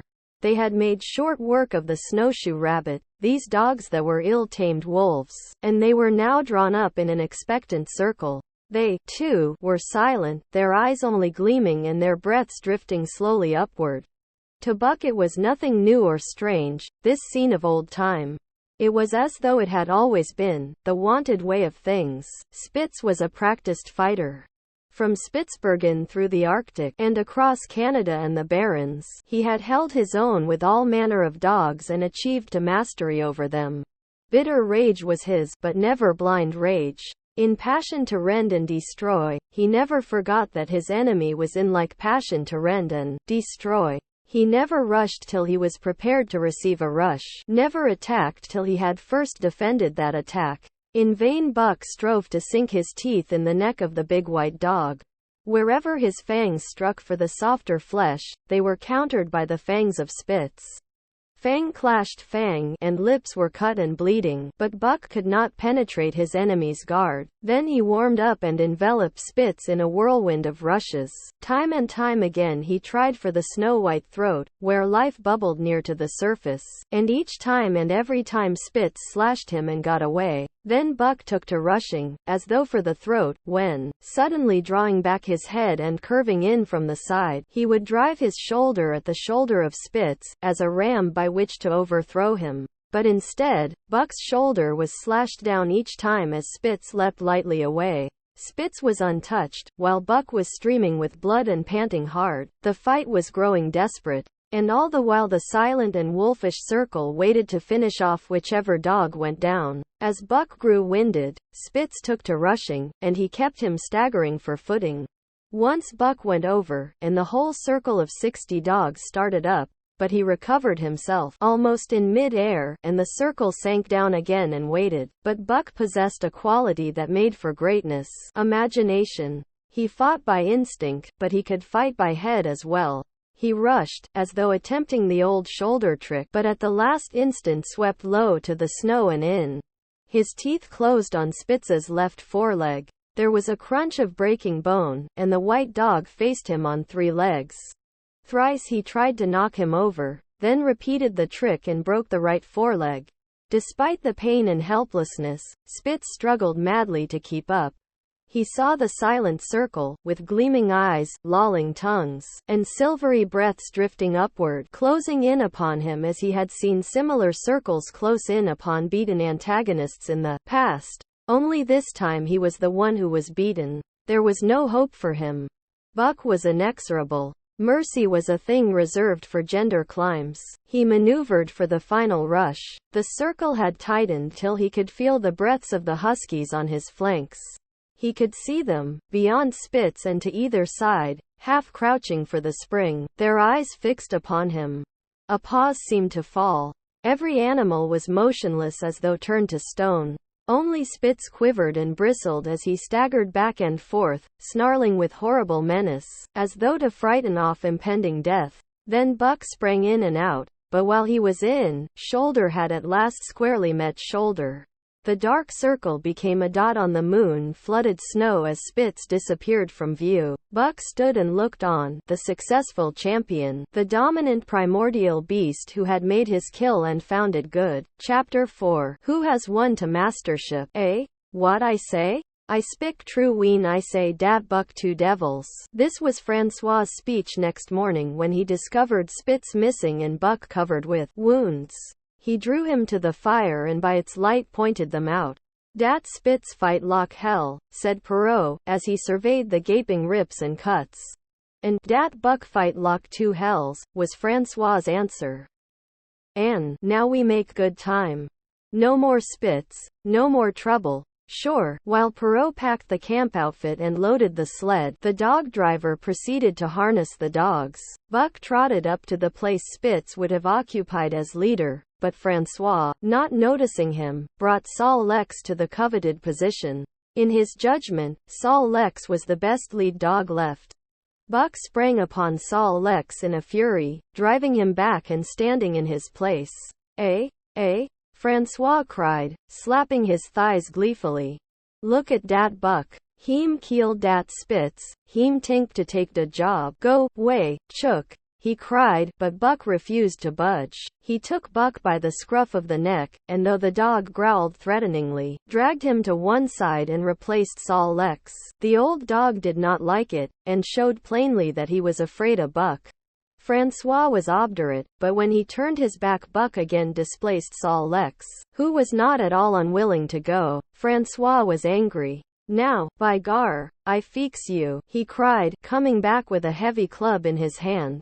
Buck remembered the man in the red sweater, and retreated slowly, nor did he attempt to charge in when Sol Lex was once more brought forward, but he circled just beyond the range of the club, snarling with bitterness and rage, and while he circled he watched the club so as to dodge it if thrown by Francois, for he was become wise in the way of clubs. The driver went about his work, and he called to Buck when he was ready to put him in his old place in front of Dave. Buck retreated 2 or 3 steps. Francois followed him up, whereupon he again retreated. After some time of this, Francois threw down the club, thinking that Buck feared a thrashing. But Buck was in open revolt. He wanted, not to escape a clubbing, but to have the leadership. It was his by right. He had earned it, and he would not be content with less. Perrault took a hand. Between them they ran him about for the better part of an hour. They threw clubs at him. He dodged. They cursed him, and his fathers and mothers before him, and all his seed to come after him down to the remotest generation, and every hair on his body and drop of blood in his veins, and he answered curse with snarl and kept out of their reach. He did not try to run away, but retreated around and around the camp, advertising plainly that when his desire was met, he would come in and be good. Francois sat down and scratched his head. Perrault looked at his watch and swore. Time was flying, and they should have been on the trail an hour gone. Francois scratched his head again. He shook it and grinned sheepishly at the courier, who shrugged his shoulders in sign that they were beaten. Then Francois went up to where Sol Lex stood and called to Buck. Buck laughed, as dogs laugh, yet kept his distance. Francois unfastened Sol Lex's traces and put him back in his old place. The team stood harnessed to the sled in an unbroken line, ready for the trail. There was no place for Buck save at the front. Once more Francois called, and once more Buck laughed and kept away. To row down to club, Perrault commanded. Francois complied, whereupon Buck trotted in, laughing triumphantly, and swung around into position at the head of the team. His traces were fastened, the sled broken out, and with both men running they dashed out onto the river trail. Highly as the dog driver had forevalued Buck, with his two devils, he found, while the day was yet young, that he had undervalued. At a bound Buck took up the duties of leadership, and where judgment was required, and quick thinking and quick acting, he showed himself the superior even of Spitz, of whom Francois had never seen an equal, but it was in giving the law and making his mates live up to it, that Buck excelled. Dave and Sol Lex did not mind the change in leadership. It was none of their business. Their business was to toil, and toil mightily, in the traces. So long as that were not interfered with, they did not care what happened. Billy, the good-natured, could lead for all they cared, so long as he kept order. The rest of the team, however, had grown unruly during the last days of Spitz, and their surprise was great now that Buck proceeded to lick them into shape. Pike, who pulled at Buck's heels, and who never put an ounce more of his weight against the breastband than he was compelled to do, was swiftly and repeatedly shaken for loafing, and ere the first day was done he was pulling more than ever before in his life. The first night in camp, Joe, the sour one, was punished roundly, a thing that Spitz had never succeeded in doing. Buck simply smothered him by virtue of superior weight, and cut him up till he ceased snapping and began to whine for mercy. The general tone of the team picked up immediately. It recovered its old-time solidarity, and once more the dogs leapt as one dog in the traces. At the Rink Rapids 2 native huskies, Teek and Kuna, were added, and the celerity with which Buck broke them in took away Francois's breath. "Never such a dog as dat Buck," he cried.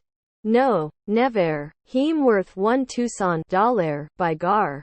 "Eh? What you say, Perrault?" And Perrault nodded. He was ahead of the record then, and gaining day by day. The trail was in excellent condition, well packed and hard, and there was no new fallen snow with which to contend.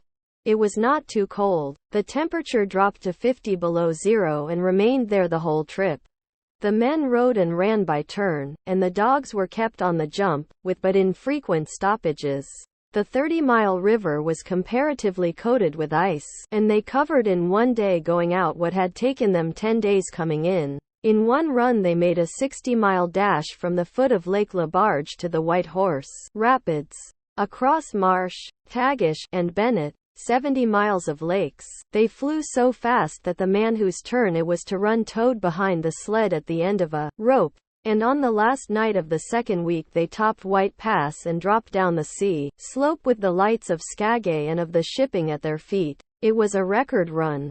Each day for 14 days they had averaged 40 miles. For 3 days Perrault and Francois threw chests up and down the main street of Skagay and were deluged with invitations to drink, while the team was the constant center of a worshipful crowd of dogbusters and mushers.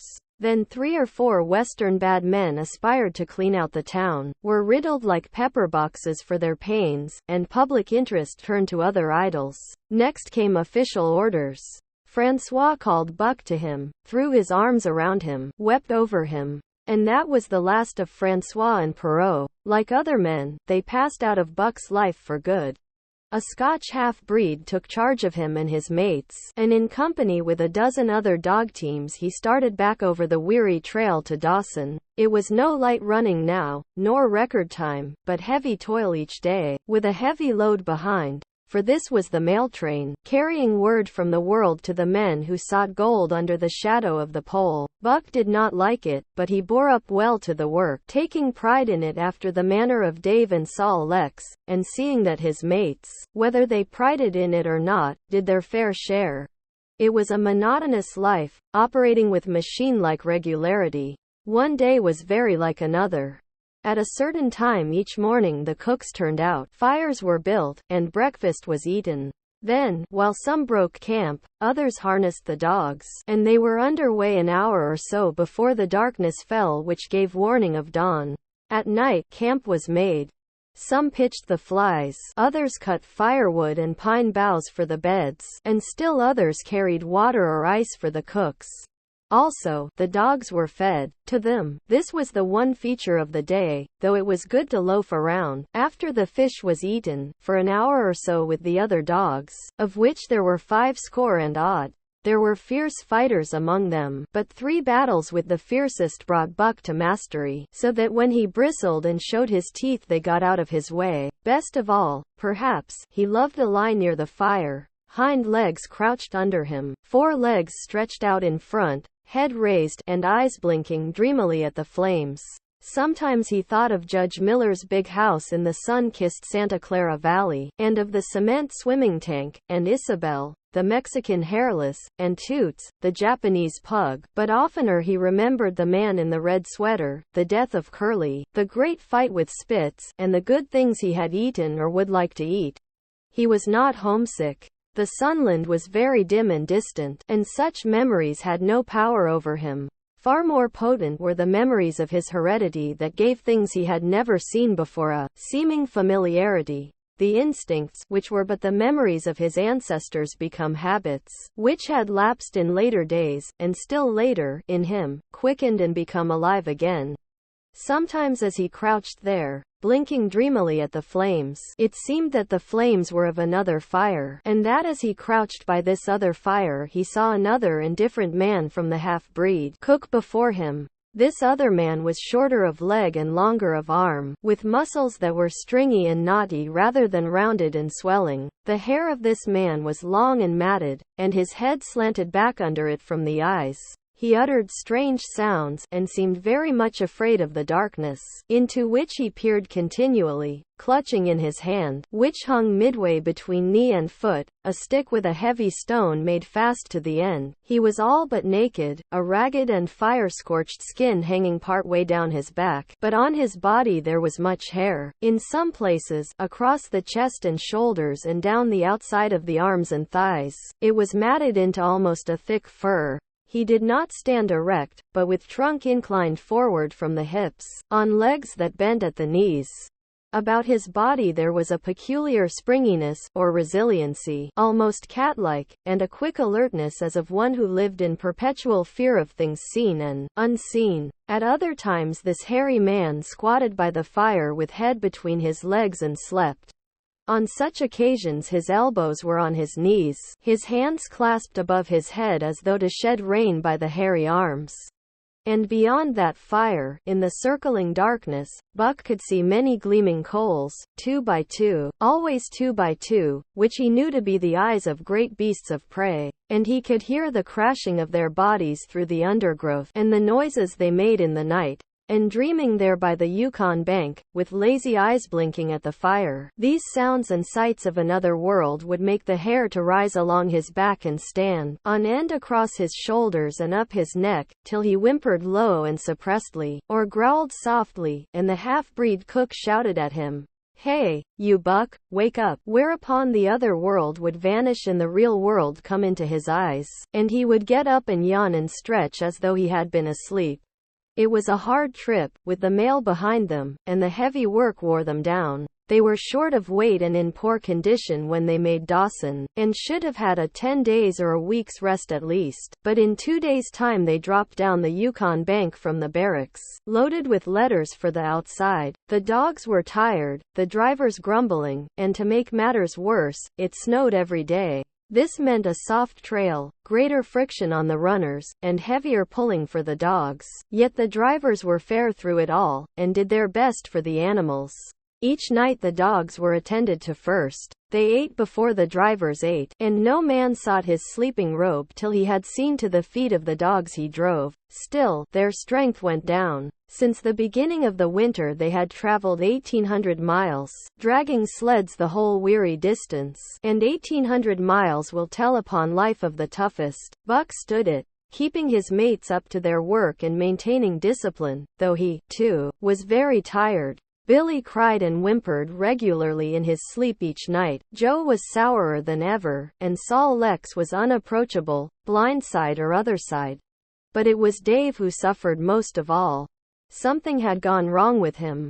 He became more morose and irritable, and when camp was pitched at once made his nest, where his driver fed him. Once out of the harness and down, he did not get on his feet again till harness up time in the morning. Sometimes, in the traces, when jerked by a sudden stoppage of the sled, or by straining to start it, he would cry out with pain. The driver examined him, but could find nothing. All the drivers became interested in his case.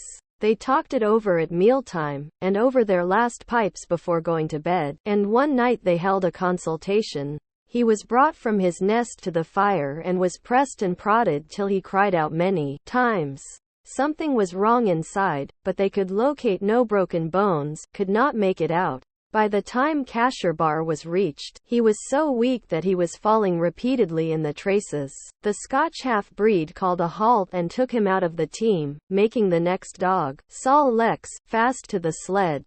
His intention was to rest Dave, letting him run free behind the sled. Sick as he was, Dave resented being taken out, grunting and growling while the traces were unfastened, and whimpering broken-heartedly when he saw Sol Lex in the position he had held and served so long. For the pride of trace and trail was his, and, sick unto death, he could not bear that another dog should do his work. When the sled started, he floundered in the soft snow alongside the beaten trail, attacking Sol Lex with his teeth, rushing against him and trying to thrust him off into the soft snow on the other side, striving to leap inside his traces and get between him and the sled, and all the while whining and yelping and crying with grief and pain. The half-breed tried to drive him away with the whip, but he paid no heed to the stinging lash, and the man had not the heart to strike harder. Dave refused to run quietly on the trail behind the sled, where the going was easy, but continued to flounder alongside in the soft snow, where the going was most difficult, till exhausted. Then he fell, and lay where he fell, howling lugubriously as the long train of sleds churned by. With the last remnant of his strength he managed to stagger along behind till the train made another stop, when he floundered past the sleds to his own, where he stood alongside Sol Lex. His driver lingered a moment to get a light for his pipe from the man behind. Then he returned and started his dogs. They swung out on the trail with remarkable lack of exertion, turned their heads uneasily, and stopped in surprise. The driver was surprised, too. The sled had not moved. He called his comrades to witness the sight. Dave had bitten through both of Sol Lex's traces, and was standing directly in front of the sled in his proper place. He pleaded with his eyes to remain there. The driver was perplexed. His comrades talked of how a dog could break its heart through being denied the work that killed it, and recalled instances they had known, where dogs, too old for the toil, or injured, had died because they were cut out of the traces. Also, they held it a mercy, since Dave was to die anyway, that he should die in the traces, heart easy and content. So he was harnessed in again, and proudly he pulled as of old, though more than once he cried out involuntarily from the bite of his inward hurt. Several times he fell down and was dragged in the traces, and once the sled ran upon him so that he limped thereafter in one of his hind legs. But he held out till camp was reached, when his driver made a place for him by the fire. Morning found him too weak to travel. At harness-up time he tried to crawl to his driver. By convulsive efforts he got on his feet, staggered, and fell. Then he wormed his way forward slowly toward where the harnesses were being put on his mates. He would advance his four legs and drag up his body with a sort of hitching movement, when he would advance his four legs and hitch ahead again for a few more inches. His strength left him, and the last his mates saw of him he lay gasping in the snow and yearning toward them. But they could hear him mournfully howling till they passed out of sight, behind a belt of river timber. Here the train was halted. The Scotch half-breed slowly retraced his steps to the camp they had left. The men ceased talking. A revolver shot rang out. The man came back hurriedly. The whips snapped, the bells tinkled merrily, the sleds churned along the trail. But Buck knew, and every dog knew, what had taken place behind the belt of river trees. Chapter 5. The Toil of Trace and Trail. 30 days from the time it left Dawson, the salt water mail, with Buck and his mates at the fore, arrived at Skagay. They were in a wretched state, worn out and worn down. Buck's 140 pounds had dwindled to 115. The rest of his mates, though lighter dogs, had relatively lost more weight than he. Pike, the malingerer, who, in his lifetime of deceit, had often successfully feigned a hurt leg, was now limping in earnest. Sol Lex was limping, and Dub was suffering from a wrenched shoulder blade. They were all terribly footsore. No spring or rebound was left in them.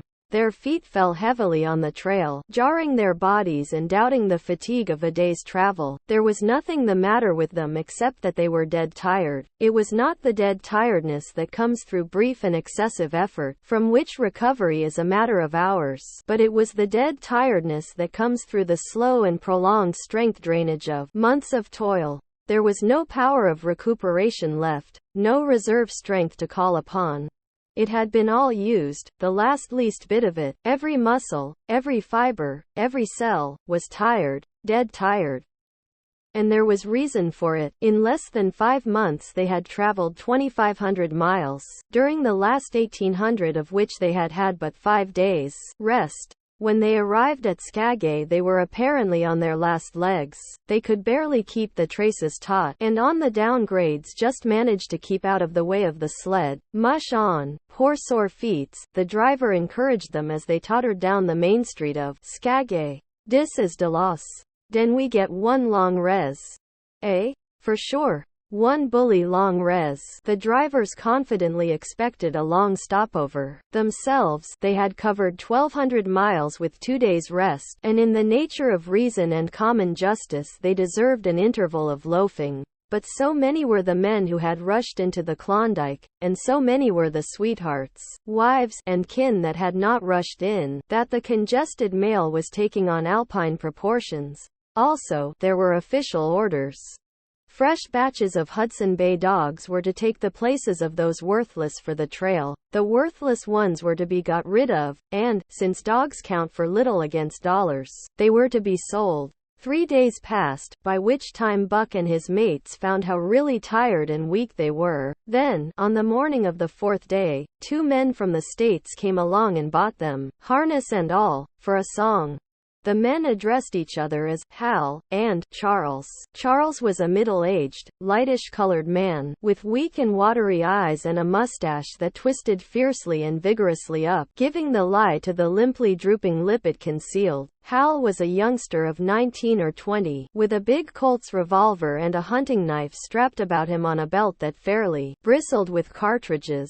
This belt was the most salient thing about him. It advertised his callowness, a callowness sheer and unutterable. Both men were manifestly out of place, and why such as they should adventure the north is part of the mystery of things that passes understanding. Buck heard the chaffering, saw the money pass between the man and the government agent, and knew that the Scotch half-breed and the mail train drivers were passing out of his life on the heels of Perrault and Francois and the others who had gone before. When driven with his mates to the new owner's camp, Buck saw a slipshod and slovenly affair, tent half-stretched, dishes unwashed, everything in disorder. Also, he saw a woman, Mercedes the men called her. She was Charles's wife and Hal's sister, a nice family party. Buck watched them apprehensively as they proceeded to take down the tent and load the sled. There was a great deal of effort about their manner, but no businesslike method. The tent was rolled into an awkward bundle 3 times as large as it should have been. The tin dishes were packed away unwashed. Mercedes continually fluttered in the way of her men and kept up an unbroken chattering of remonstrance and advice. When they put a clothes sack on the front of the sled, she suggested it should go on the back, and when they had put it on the back, and covered it over with a couple of other bundles, she discovered overlooked articles which could abide nowhere else but in that very sack, and they unloaded again. 3 men from a neighboring tent came out and looked on, grinning and winking at one another. "You've got a right smart load as it is," said one of them, "and it's not me should tell you your business, but I wouldn't tote that tent along if I was you." "Undreamed of," cried Mercedes, throwing up her hands in dainty dismay. "However in the world could I manage without a tent? It's springtime, and you won't get any more cold weather," the man replied. She shook her head decidedly, and Charles and Hal put the last odds and ends on top the mountainous load. "Think it'll ride?" one of the men asked. "Why shouldn't it?" Charles demanded rather shortly. "Oh, that's all right, the man hastened meekly to say. "I was just a wonderin', that is all."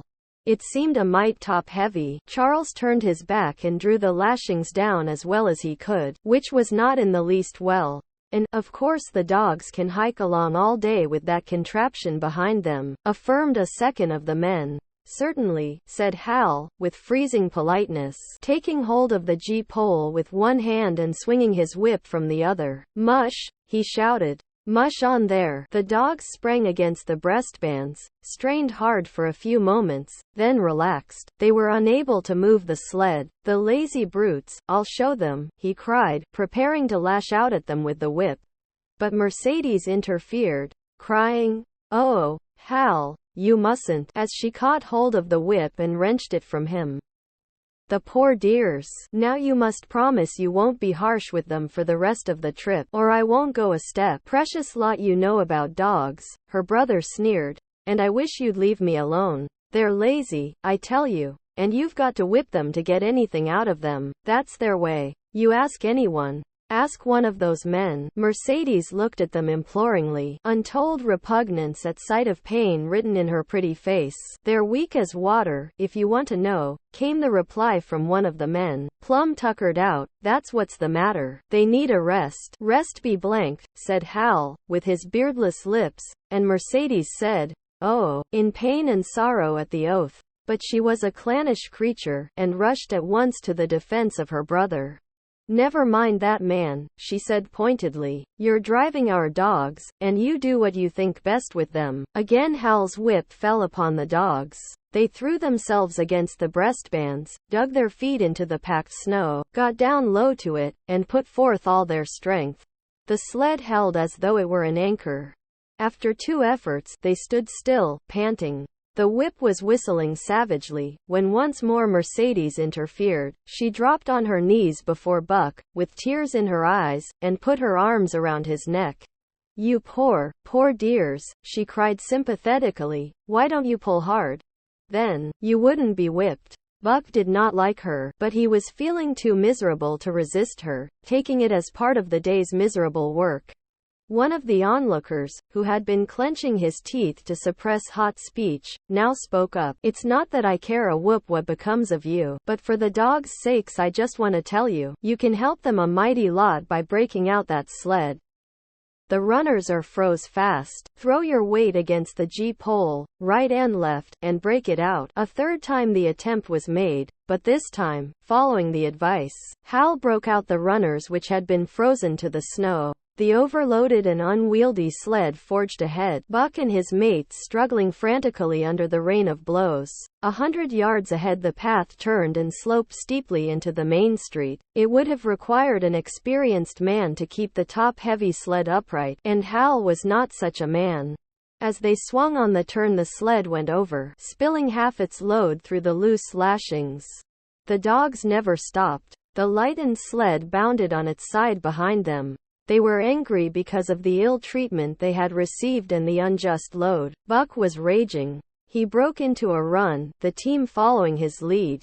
Hal cried, "Whoa! Whoa!" but they gave no heed. He tripped and was pulled off his feet. The capsized sled ground over him, and the dogs dashed on up the street, adding to the gaiety of Skagay as they scattered the remainder of the outfit along its chief thoroughfare. Kind-hearted citizens caught the dogs and gathered up the scattered belongings. Also, they gave advice. Half the load and twice the dogs, if they ever expected to reach Dawson, was what was said. Hal and his sister and brother-in-law listened unwillingly, pitched tent, and overhauled the outfit. Canned goods were turned out that made men laugh, for canned goods on the long trail is a thing to dream about. Blankets for a hotel, quoth one of the men who laughed and helped. Half as many is too much. Get rid of them. Throw away that tent, and all those dishes. Who's going to wash them, anyway? Good Lord, do you think you're traveling on a Pullman? And so it went, the inexorable elimination of the superfluous. Mercedes cried when her clothes bags were dumped on the ground and article after article was thrown out. She cried in general, and she cried in particular over each discarded thing. She clasped hands about knees, rocking back and forth broken-heartedly. She averred she would not go an inch, not for a dozen Charleses. She appealed to everybody and to everything, finally wiping her eyes and proceeding to cast out even articles of apparel that were imperative necessaries. And in her zeal, when she had finished with her own, she attacked the belongings of her men and went through them like a tornado. This accomplished, the outfit, though cut in half, was still a formidable bulk. Charles and Hal went out in the evening and bought 6 outside dogs. These, added to the 6 of the original team, Antique and Kuna, the Huskies obtained at the Rink Rapids on the record trip, brought the team up to 14. But the outside dogs, though practically broken in since their landing, did not amount to much. 3 were short-haired pointers, 1 was a Newfoundland, and the other 2 were mongrels of indeterminate breed. They did not seem to know anything, these newcomers. Buck and his comrades looked upon them with disgust, and though he speedily taught them their places and what not to do, he could not teach them what to do. They did not take kindly to trace and trail. With the exception of the 2 mongrels, they were bewildered and spirit broken by the strange savage environment in which they found themselves and by the ill treatment they had received. The 2 mongrels were without spirit at all. Bones were the only things breakable about them. With the newcomers hopeless and forlorn, and the old team worn out by 2,500 miles of continuous trail, the outlook was anything but bright. The 2 men, however, were quite cheerful, and they were proud, too. They were doing the thing in style, with 14 dogs. They had seen other sleds depart over the pass for Dawson, or come in from Dawson, but never had they seen a sled with so many as 14 dogs. In the nature of Arctic travel there was a reason why 14 dogs should not drag one sled, and that was that one sled could not carry the food for 14 dogs. But Charles and Hal did not know this. They had worked the trip out with a pencil, so much to a dog, so many dogs, so many days. QED Mercedes looked over their shoulders and nodded comprehensively. It was all so very simple. Late next morning Buck led the long team up the street. There was nothing lively about it, no snap or go in him and his fellows. They were starting dead weary. 4 times he had covered the distance between Salt Water and Dawson, and the knowledge that, jaded and tired, he was facing the same trail once more, made him bitter. His heart was not in the work, nor was the heart of any dog. The outsides were timid and frightened, the insides without confidence in their masters. Buck felt vaguely that there was no depending upon these 2 men and the woman. They did not know how to do anything, and as the days went by it became apparent that they could not learn. They were slack in all things, without order or discipline. It took them half the night to pitch a slovenly camp, and half the morning to break that camp and get the sled loaded in fashion so slovenly that for the rest of the day they were occupied in stopping and rearranging the load. Some days they did not make 10 miles. On other days they were unable to get started at all, and on no day did they succeed in making more than half the distance used by the men as a basis in their dog food computation. It was inevitable that they should go short on dog food, but they hastened it by overfeeding, bringing the day nearer when underfeeding would commence. The outside dogs, whose digestions had not been trained by chronic famine to make the most of little, had voracious appetites, and when, in addition to this, the worn-out huskies pulled weakly, Hal decided that the orthodox ration was too small. He doubled it, and to cap it all, when Mercedes, with tears in her pretty eyes and a quaver in her throat, could not cajole him into giving the dogs still more, she stole from the fish sacks and fed them slyly. But it was not food that Buck and the huskies needed, but rest, and though they were making poor time, the heavy load they dragged sapped their strength severely. Then came the underfeeding. Hal awoke one day to the fact that his dog food was half gone and the distance only quarter covered.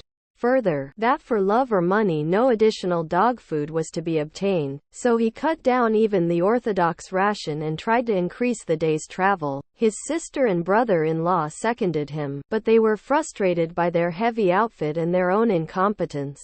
It was a simple matter to give the dogs less food, but it was impossible to make the dogs travel faster, while their own inability to get underway earlier in the morning prevented them from traveling longer hours.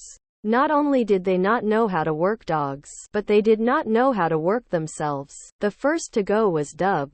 Poor blundering thief that he was, always getting caught and punished, he had none the less been a faithful worker. His wrenched shoulder blade, untreated and unrested, went from bad to worse, till finally Hal shot him with the big Colt's revolver. It is a saying of the country that an outside dog starves to death on the ration of the husky, so the 6 outside dogs under Buck could do no less than die on half the ration of the husky. The Newfoundland went first, followed by the 3 short-haired pointers, the 2 mongrels hanging more grittily on to life, but going in the end. By this time all the amenities and gentlenesses of the Southland had fallen away from the 3 people. Shorn of its glamour and romance, Arctic travel became to them a reality too harsh for their manhood and womanhood. Mercedes ceased weeping over the dogs, being too occupied with weeping over herself and with quarreling with her husband and brother. To quarrel was the one thing they were never too weary to do. Their irritability arose out of their misery, increased with it, doubled upon it, outdistanced it. The wonderful patience of the trail which comes to men who toil hard and suffer sore, and remain sweet of speech and kindly, did not come to these 2 men and the woman. They had no inkling of such a patience. They were stiff and in pain. Their muscles ached, their bones ached, their very hearts ached, and because of this they became sharp of speech, and hard words were first on their lips in the morning and last at night. Charles and Hal wrangled whenever Mercedes gave them a chance. It was the cherished belief of each that he did more than his share of the work, and neither forbore to speak this belief at every opportunity. Sometimes Mercedes sided with her husband, sometimes with her brother. The result was a beautiful and unending family quarrel, starting from a dispute as to which should chop a few sticks for the fire, a dispute which concerned only Charles and Hal, presently would be lugged in the rest of the family, fathers, mothers, uncles, cousins, people thousands of miles away, and some of them dead. That Hal's views on art, or the sort of society plays his mother's brother wrote, should have anything to do with the chopping of a few sticks of firewood, passes comprehension. Nevertheless, the quarrel was as likely to tend in that direction as in the direction of Charles's political prejudices. And that Charles's sister's tale-bearing tongue should be relevant to the building of a Yukon fire, was apparent only to Mercedes, who disburdened herself of copious opinions upon that topic, and incidentally upon a few other traits unpleasantly peculiar to her husband's family. In the meantime the fire remained unbuilt, the camp half-pitched, and the dogs unfed. Mercedes nursed a special grievance, the grievance of sex. She was pretty and soft, and had been chivalrously treated all her days, but the present treatment by her husband and brother was everything save chivalrous. It was her custom to be helpless, they complained. Upon which impeachment of what to her was her most essential sex prerogative, she made their lives unendurable. She no longer considered the dogs, and because she was sore and tired, she persisted in riding on the sled. She was pretty and soft, but she weighed 120 pounds, a lusty last straw to the load dragged by the weak and starving animals. She rode for days, till they fell in the traces and the sled stood still. Charles and Hal begged her to get off and walk, pleaded with her, entreated, the while she wept and importuned heaven with a recital of their brutality. On one occasion they took her off the sled by main strength. They never did it again. She let her legs go limp like a spoiled child, and sat down on the trail. They went on their way, but she did not move. After they had traveled 3 miles they unloaded the sled, came back for her, and by main strength put her on the sled again. In the excess of their own misery they were callous to the suffering of their animals. Hal's theory, which he practiced on others, was that one must get hardened. He had started out preaching it to his sister and brother-in-law. Failing there, he hammered it into the dogs with a club.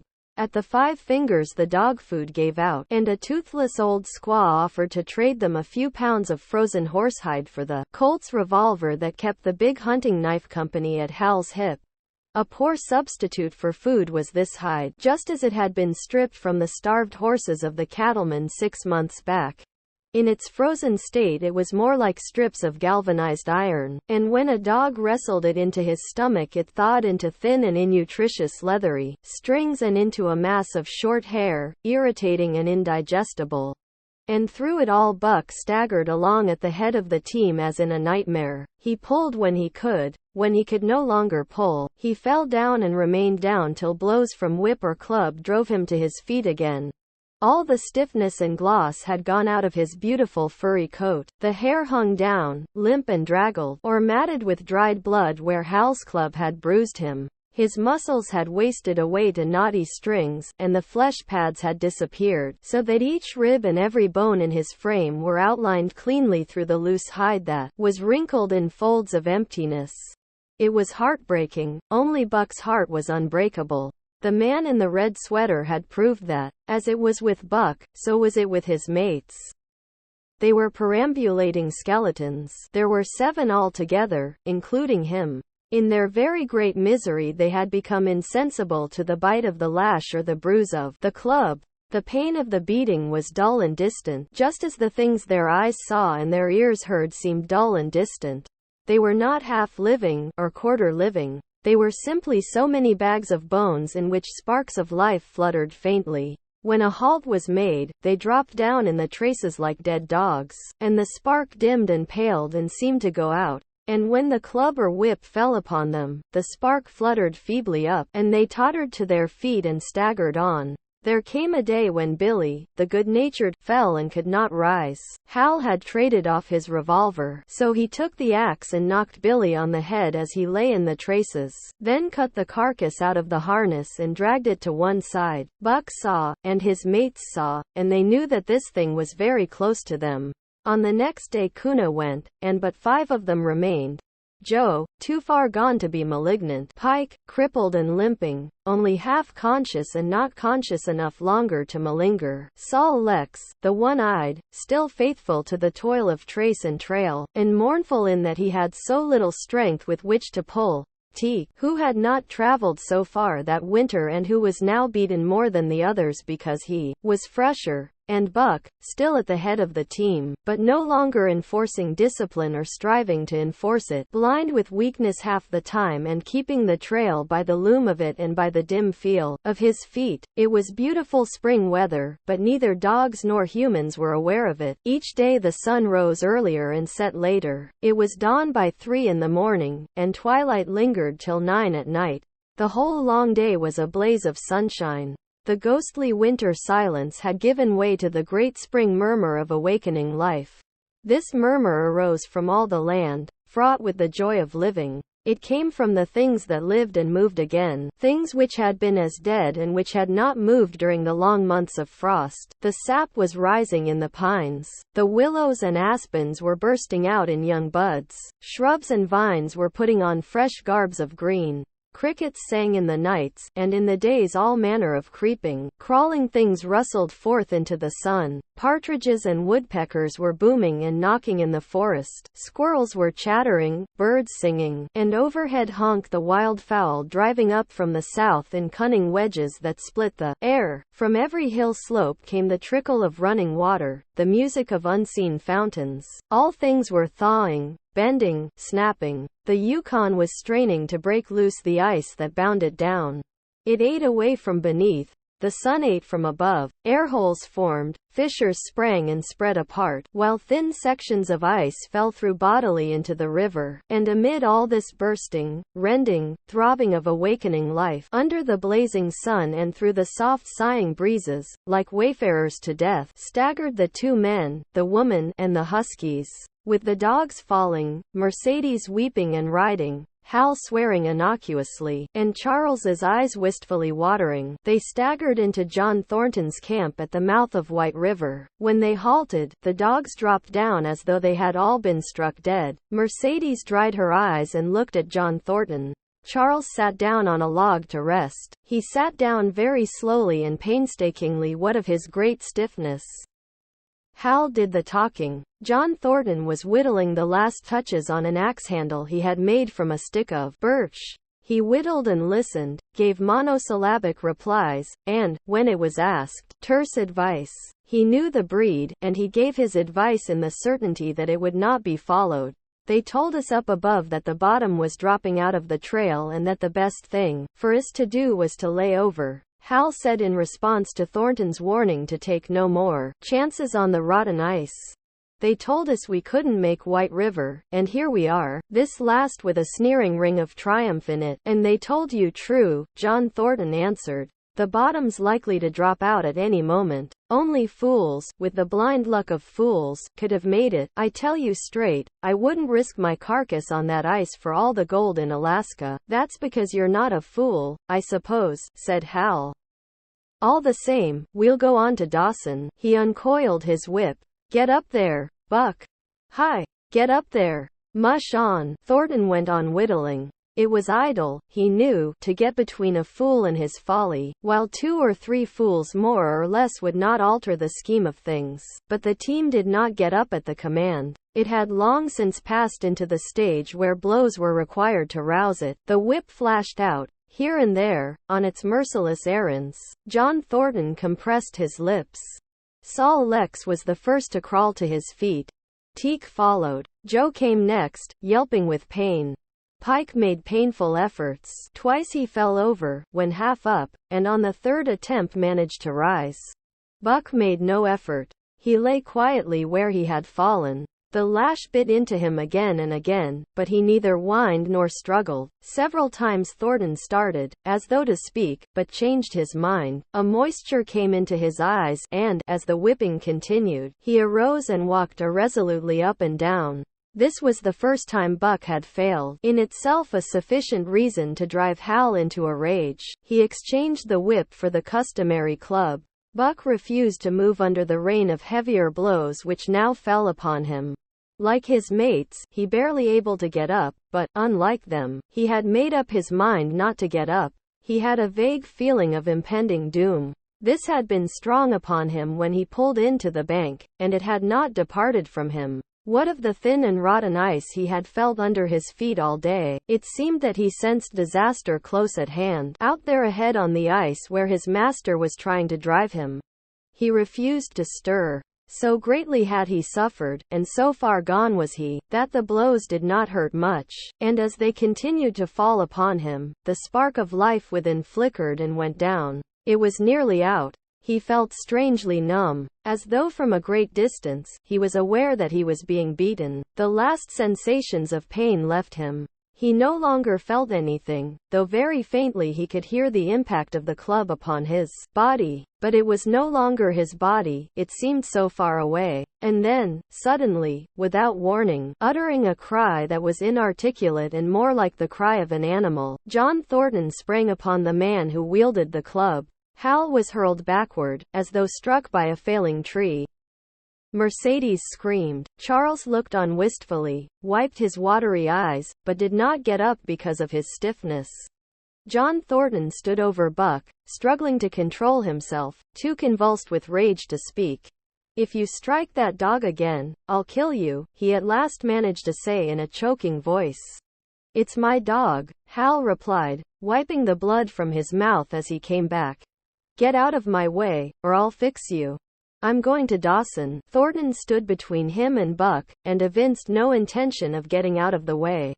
Hal drew his long hunting knife. Mercedes screamed, cried, laughed, and manifested the chaotic abandonment of hysteria. Thornton rapped Hal's knuckles with the axe handle, knocking the knife to the ground.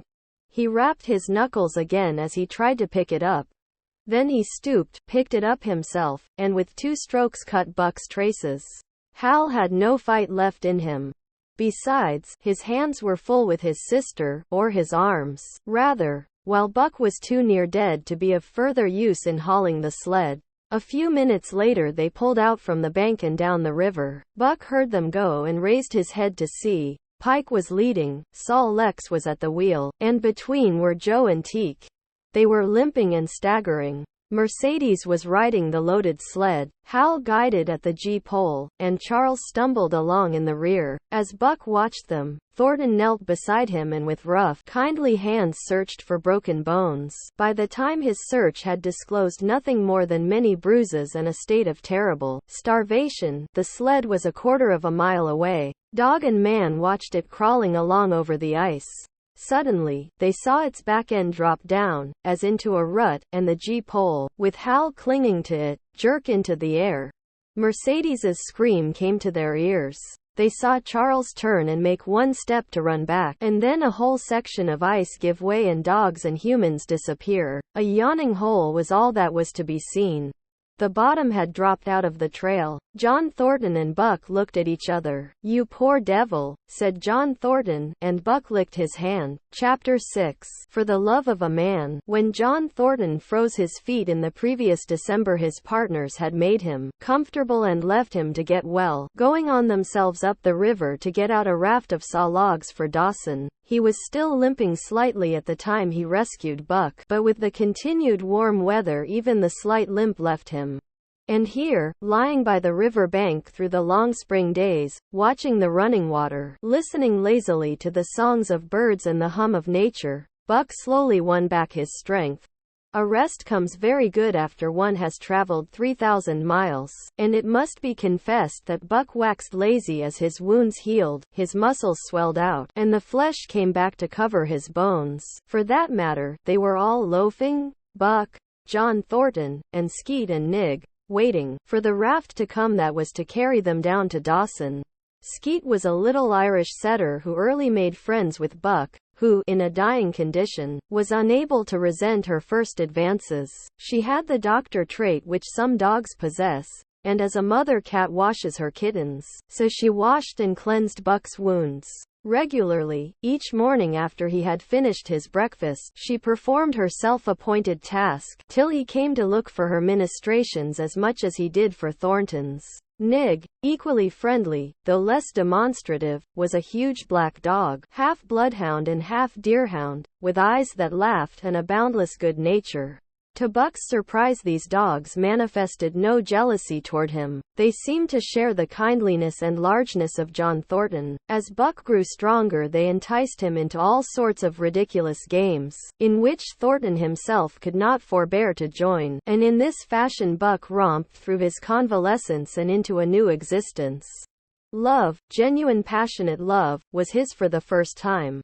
This he had never experienced at Judge Miller's down in the sun-kissed Santa Clara Valley. With the judge's sons, hunting and tramping, it had been a working partnership. With the judge's grandsons, a sort of pompous guardianship. And with the judge himself, a stately and dignified friendship. But love that was feverish and burning, that was adoration, that was madness, it had taken John Thornton to arouse. This man had saved his life, which was something. But, further, he was the ideal master. Other men saw to the welfare of their dogs from a sense of duty and business expediency. He saw to the welfare of his as if they were his own children, because he could not help it. And he saw further. He never forgot a kindly greeting or a cheering word, and to sit down for a long talk with them, gas, he called it, was as much his delight as theirs. He had a way of taking Buck's head roughly between his hands, and resting his own head upon Buck's, of shaking him back and forth, the while calling him ill names that to Buck were love names. Buck knew no greater joy than that rough embrace and the sound of murmured oaths, and at each jerk back and forth it seemed that his heart would be shaken out of his body, so great was its ecstasy. And when, released, he sprang to his feet, his mouth laughing, his eyes eloquent, his throat vibrant with unuttered sound, and in that fashion remained without movement, John Thornton would reverently exclaim, "God, you can all but speak." Buck had a trick of love expression that was akin to hurt. He would often seize Thornton's hand in his mouth and close so fiercely that the flesh bore the impress of his teeth for some time afterward. And as Buck understood the oaths to be love words, so the man understood this feigned bite for a caress. For the most part, however, Buck's love was expressed in adoration. While he went wild with happiness when Thornton touched him or spoke to him, he did not seek these tokens. Unlike Skeet, who was wont to shove her nose under Thornton's hand and nudge till petted, or Nig, who would stalk up and rest his great head on Thornton's knee, Buck was content to adore at a distance. He would lie by the hour, eager, alert, at Thornton's feet, looking up into his face, dwelling upon it, studying it, following with keenest interest each fleeting expression, every movement or change of feature, or, as chance might have it, he would lie farther away, to the side or rear, watching the outlines of the man and the occasional movements of his body, and often, such was the communion in which they lived, the strength of Buck's gaze would draw John Thornton's head around, and he would return the gaze, without speech, his heart shining out of his eyes as Buck's heart shone out. For a long time after his rescue, Buck did not like Thornton to get out of his sight. From the moment he left the tent to when he entered it again, Buck would follow at his heels. His transient master since he had come into the Northland had bred in him a fear that no master could be permanent. He was afraid that Thornton would pass out of his life as Perrault, and Francois and the Scotch half-breed had passed out. Even in the night, in his dreams, he was haunted by this fear. At such times he would shake off sleep and creep through the chill to the flap of the tent, where he would stand and listen to the sound of his master's breathing. But in spite of this great love he bore John Thornton, which seemed to bespeak the soft civilizing influence, the strain of the primitive, which the Northland had aroused in him, remained alive and active. Faithfulness and devotion, things born of fire and roof, were his. Yet he retained his wildness and wiliness. He was a thing of the wild, come in from the wild to sit by John Thornton's fire, rather than a dog of the soft Southland stamped with the marks of generations of civilization. Because of his very great love, he could not steal from this man, but from any other man. In any other camp, he did not hesitate an instant, while the cunning with which he stole enabled him to escape detection.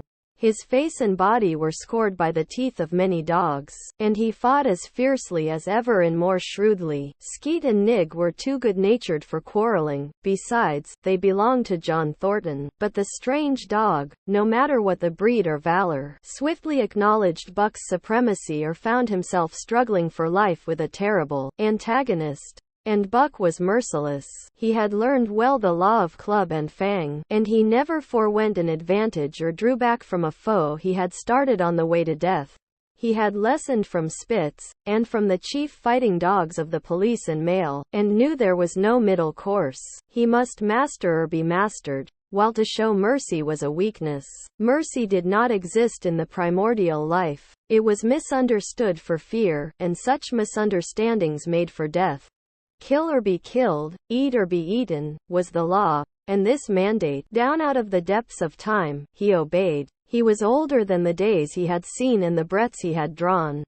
He linked the past with the present, and the eternity behind him throbbed through him in a mighty rhythm to which he swayed as the tides and seasons swayed. He sat by John Thornton's fire, a broad-breasted dog, white-fanged and long-furred. But behind him were the shades of all manner of dogs, half-wolves and wild wolves, urgent and prompting, tasting the savor of the meat he ate, thirsting for the water he drank, scenting the wind with him, listening with him and telling him the sounds made by the wild life in the forest, dictating his moods, directing his actions, lying down to sleep with him when he lay down, and dreaming with him and beyond him and becoming themselves the stuff of his dreams. So peremptorily did these shades beckon him, that each day mankind and the claims of mankind slipped farther from him. Deep in the forest a call was sounding, and as often as he heard this call, mysteriously thrilling and luring, he felt compelled to turn his back upon the fire and the beaten earth around it, and to plunge into the forest, and on, he knew not where or why, nor did he wonder where or why, the call sounding imperiously, deep in the forest. But as often as he gained the soft unbroken earth and the green shade, the love for John Thornton drew him back to the fire again. Thornton alone held him. The rest of mankind was as nothing. Chance travelers might praise or pet him, but he was cold under it all, and from a too demonstrative man he would get up and walk away. When Thornton's partners, Hans and Pete, arrived on the long-expected raft, Buck refused to notice them till he learned they were close to Thornton. After that he tolerated them in a passive sort of way, accepting favors from them as though he favored them by accepting. They were of the same large type as Thornton, living close to the earth, thinking simply and seeing clearly. And ere they swung the raft into the big eddy by the sawmill at Dawson, they understood Buck and his ways, and did not insist upon an intimacy such as obtained with Skeet and Nig. For Thornton, however, his love seemed to grow and grow. He, alone among men, could put a pack upon Buck's back in the summer traveling. Nothing was too great for Buck to do, when Thornton commanded. One day, they had grub staked themselves from the proceeds of the raft and left Dawson for the head waters of the Tanana. The men and dogs were sitting on the crest of a cliff which fell away, straight down, to naked bedrock 300 feet below. John Thornton was sitting near the edge, Buck at his shoulder. A thoughtless whim seized Thornton, and he drew the attention of Hans and Pete to the experiment he had in mind. "Jump, Buck," he commanded, sweeping his arm out and over the chasm. The next instant he was grappling with Buck on the extreme edge, while Hans and Pete were dragging them back into safety. "It's uncanny," Pete said, after it was over and they had caught their speech. Thornton shook his head. "No, it is splendid, and it is terrible, too. Do you know, it sometimes makes me afraid. I'm not hankering to be the man that lays hands on you while he's around," Pete announced conclusively, nodding his head toward Buck. "Py Jingo," was Hans's contribution. "Not mineself either." It was at Circle City, ere the year was out, that Pete's apprehensions were realized. Black Burton, a man evil-tempered and malicious, had been picking a quarrel with a tenderfoot at the bar, when Thornton stepped good-naturedly between. Buck, as was his custom, was lying in a corner, head on paws, watching his master's every action. Burton struck out, without warning, straight from the shoulder. Thornton was sent spinning, and saved himself from falling only by clutching the rail of the bar. Those who were looking on heard what was neither bark nor yelp, but a something which is best described as a roar, and they saw Buck's body rise up in the air as he left the floor for Burton's throat. The man saved his life by instinctively throwing out his arm, but was hurled backward to the floor with Buck on top of him. Buck loosed his teeth from the flesh of the arm and drove in again for the throat. This time the man succeeded only in partly blocking, and his throat was torn open. Then the crowd was upon Buck, and he was driven off. But while a surgeon checked the bleeding, he prowled up and down, growling furiously, attempting to rush in, and being forced back by an array of hostile clubs. A miners' meeting, called on the spot, decided that the dog had sufficient provocation, and Buck was discharged. But his reputation was made, and from that day his name spread through every camp in Alaska. Later on, in the fall of the year, he saved John Thornton's life in quite another fashion. The three partners were lining a long and narrow poling boat down a bad stretch of rapids on the 40-mile creek. Hans and Pete moved along the bank, snubbing with a thin manila rope from tree to tree, while Thornton remained in the boat, helping its descent by means of a pole, and shouting directions to the shore. Buck, on the bank, worried and anxious, kept abreast of the boat, his eyes never off his master. At a particularly bad spot, where a ledge of barely submerged rocks jutted out into the river, Hans cast off the rope, and, while Thornton poled the boat out into the stream, ran down the bank with the end in his hand to snub the boat when it had cleared the ledge. This it did, and was flying downstream in a current as swift as a mill race. When Hans checked it with the rope and checked too suddenly, the boat flirted over and snubbed into the bank bottom up, while Thornton, flung sheer out of it, was carried downstream toward the worst part of the rapids, a stretch of wild water in which no swimmer could live. Buck had sprung in on the instant, and at the end of 300 yards, amid a mad swirl of water, he overhauled Thornton. When he felt him grasp his tail, Buck headed for the bank, swimming with all his splendid strength. But the progress shoreward was slow, the progress downstream amazingly rapid. From below came the fatal roaring where the wild current went wilder and was rent in shreds and spray by the rocks which thrust through like the teeth of an enormous comb. The suck of the water as it took the beginning of the last steep pitch was frightful, and Thornton knew that the shore was impossible. He scraped furiously over a rock, bruised across a second, and struck a third with crushing force. He clutched its slippery top with both hands, releasing Buck, and above the roar of the churning water shouted, Go, Buck! Go!" Buck could not hold his own, and swept on downstream, struggling desperately, but unable to win back. When he heard Thornton's command repeated, he partly reared out of the water, throwing his head high, as though for a last look, then turned obediently toward the bank. He swam powerfully and was dragged ashore by Pete and Hans at the very point where swimming ceased to be possible and destruction began. They knew that the time a man could cling to a slippery rock in the face of that driving current was a matter of minutes, and they ran as fast as they could up the bank to a point far above where Thornton was hanging on. They attached the line with which they had been snubbing the boat to Buck's neck and shoulders, being careful that it should neither strangle him nor impede his swimming, and launched him into the stream. He struck out boldly, but not straight enough into the stream. He discovered the mistake too late, when Thornton was abreast of him and a bare half-dozen strokes away while he was being carried helplessly past. Hans promptly snubbed with the rope, as though Buck were a boat. The rope thus tightening on him in the sweep of the current, he was jerked under the surface. And under the surface he remained till his body struck against the bank and he was hauled out. He was half drowned, and Hans and Pete threw themselves upon him, pounding the breath into him and the water out of him. He staggered to his feet and fell down. The faint sound of Thornton's voice came to them, and though they could not make out the words of it, they knew that he was in his extremity. His master's voice acted on Buck like an electric shock. He sprang to his feet and ran up the bank ahead of the men to the point of his previous departure. Again the rope was attached and he was launched, and again he struck out, but this time straight into the stream. He had miscalculated once, but he would not be guilty of it a second time. Hans paid out the rope, permitting no slack, while Pete kept it clear of coils. Buck held on till he was on a line straight above Thornton. Then he turned, and with the speed of an express train headed down upon him. Thornton saw him coming, and, as Buck struck him like a battering ram, with the whole force of the current behind him, he reached up and closed with both arms around the shaggy neck. Hans snubbed the rope around the tree, and Buck and Thornton were jerked under the water. Strangling, suffocating, sometimes one uppermost and sometimes the other, dragging over the jagged bottom, smashing against rocks and snags, they veered into the bank. Thornton came to, belly downward and being violently propelled back and forth across a drift log by Hans and Pete. His first glance was for Buck, over whose limp and apparently lifeless body Nig was setting up a howl, while Skeet was licking the wet face and closed eyes. Thornton was himself bruised and battered, and he went carefully over Buck's body. When he had been brought around, finding 3 broken ribs, "That settles it," he announced.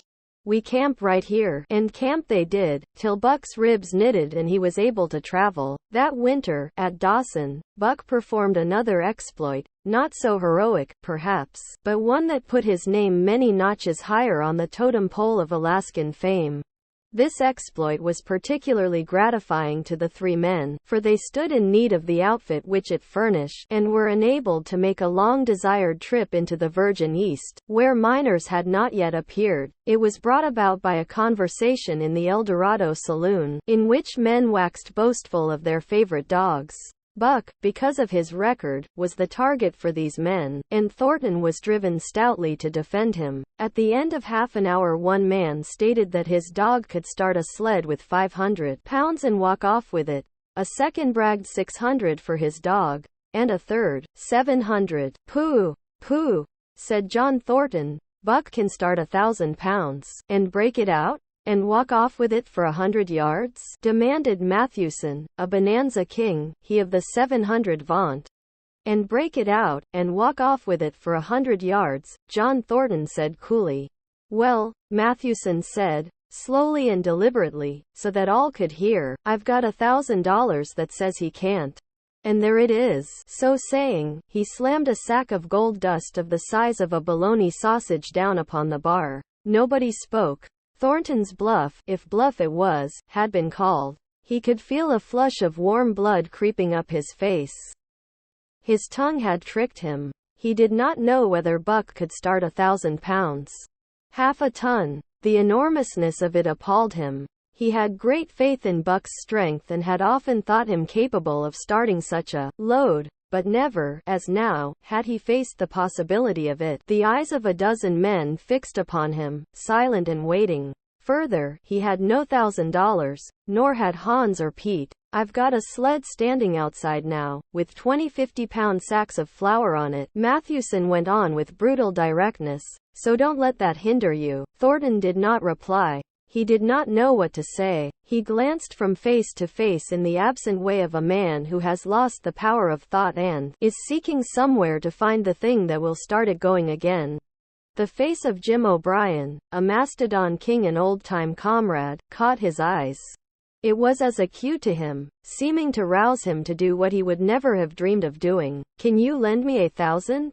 He asked, almost in a whisper. Sure, answered O'Brien, thumping down a plethoric sack by the side of Mathewson's. Though it's little faith I'm having, John, that the beast can do the trick. The Eldorado emptied its occupants into the street to see the test. The tables were deserted, and the dealers and gamekeepers came forth to see the outcome of the wager and to lay odds. Several hundred men, furred and mittened, banked around the sled within easy distance.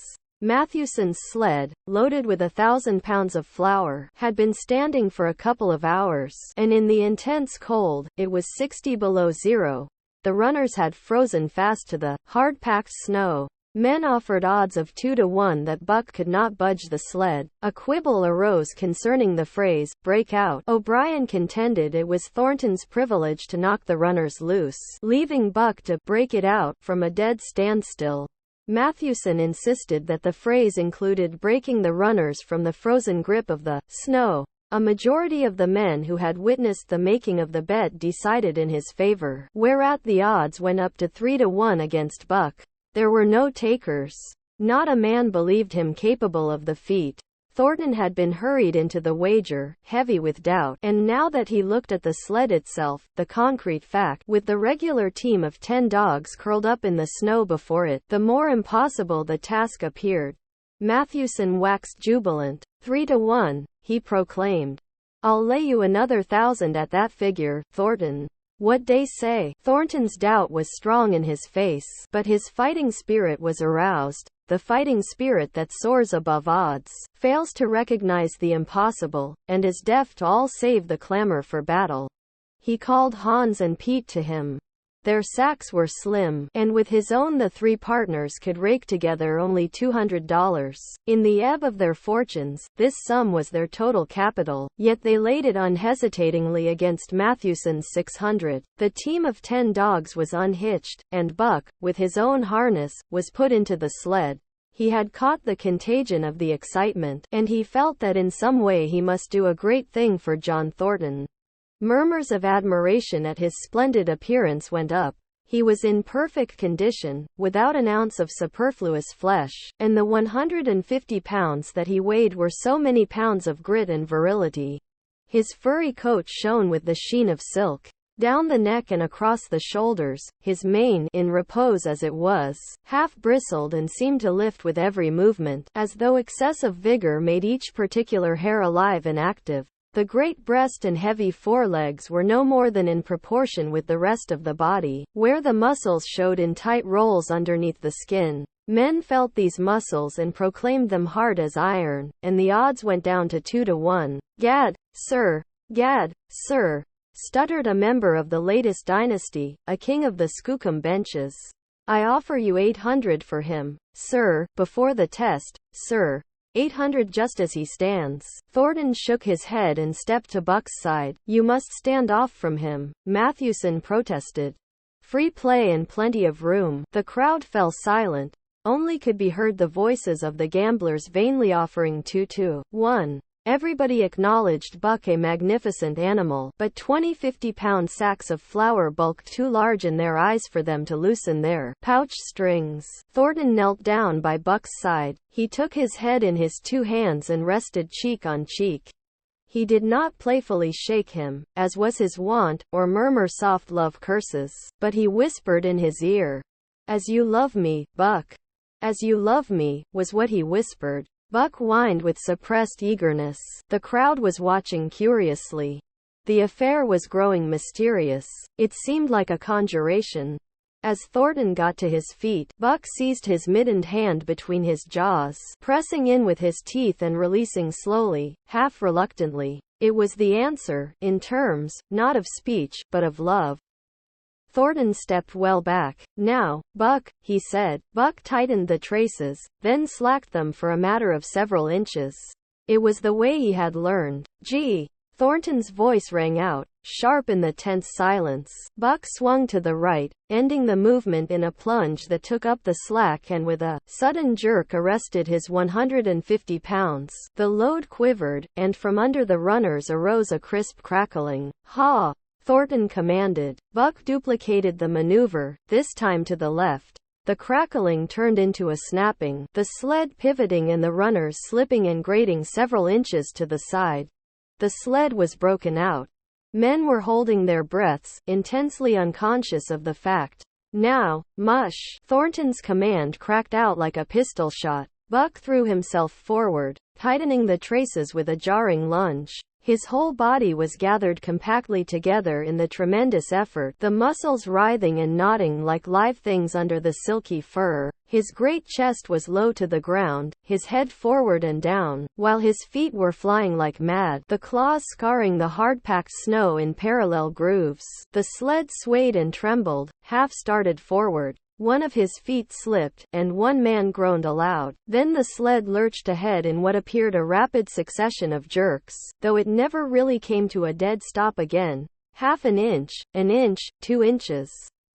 The jerks perceptibly diminished. As the sled gained momentum, he caught them up, till it was moving steadily along. Men gasped and began to breathe again, unaware that for a moment they had ceased to breathe. Thornton was running behind, encouraging Buck with short, cheery words. The distance had been measured off, and as he neared the pile of firewood which marked the end of the 100 yards, a cheer began to grow and grow, which burst into a roar as he passed the firewood and halted at command. Every man was tearing himself loose, even Matthewson. Hats and mittens were flying in the air. Men were shaking hands, it did not matter with whom, and bubbling over in a general incoherent babble. But Thornton fell on his knees beside Buck.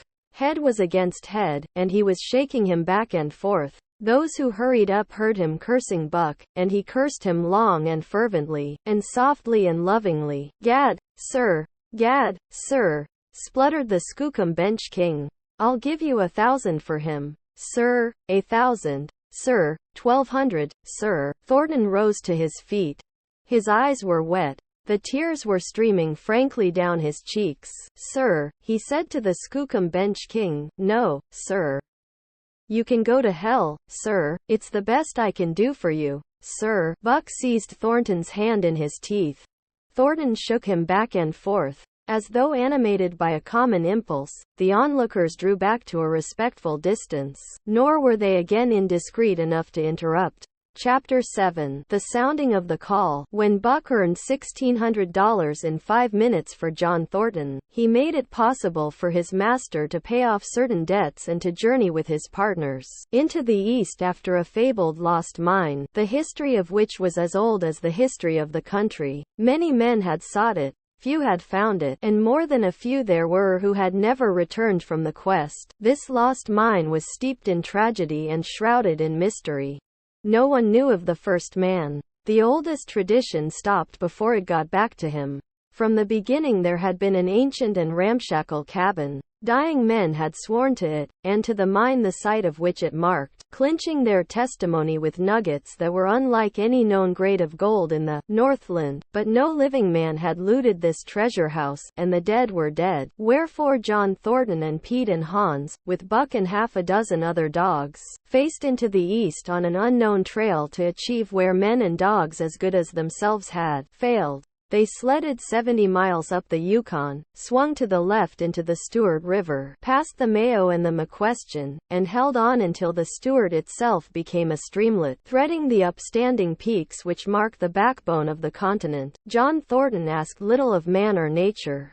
He was unafraid of the wild. With a handful of salt and a rifle he could plunge into the wilderness and fare wherever he pleased and as long as he pleased. Being in no haste, Indian fashion, he hunted his dinner in the course of the day's travel, and if he failed to find it, like the Indian, he kept on traveling, secure in the knowledge that sooner or later he would come to it. So, on this great journey into the East, straight meat was the bill of fare. Ammunition and tools principally made up the load on the sled, and the time card was drawn upon the limitless future. To Buck it was boundless delight, this hunting, fishing, and indefinite wandering through strange places. For weeks at a time they would hold on steadily, day after day, and for weeks upon end they would camp, here and there, the dogs loafing and the men burning holes through frozen muck and gravel and washing countless pans of dirt by the heat of the fire. Sometimes they went hungry, sometimes they feasted riotously, all according to the abundance of game and the fortune of hunting.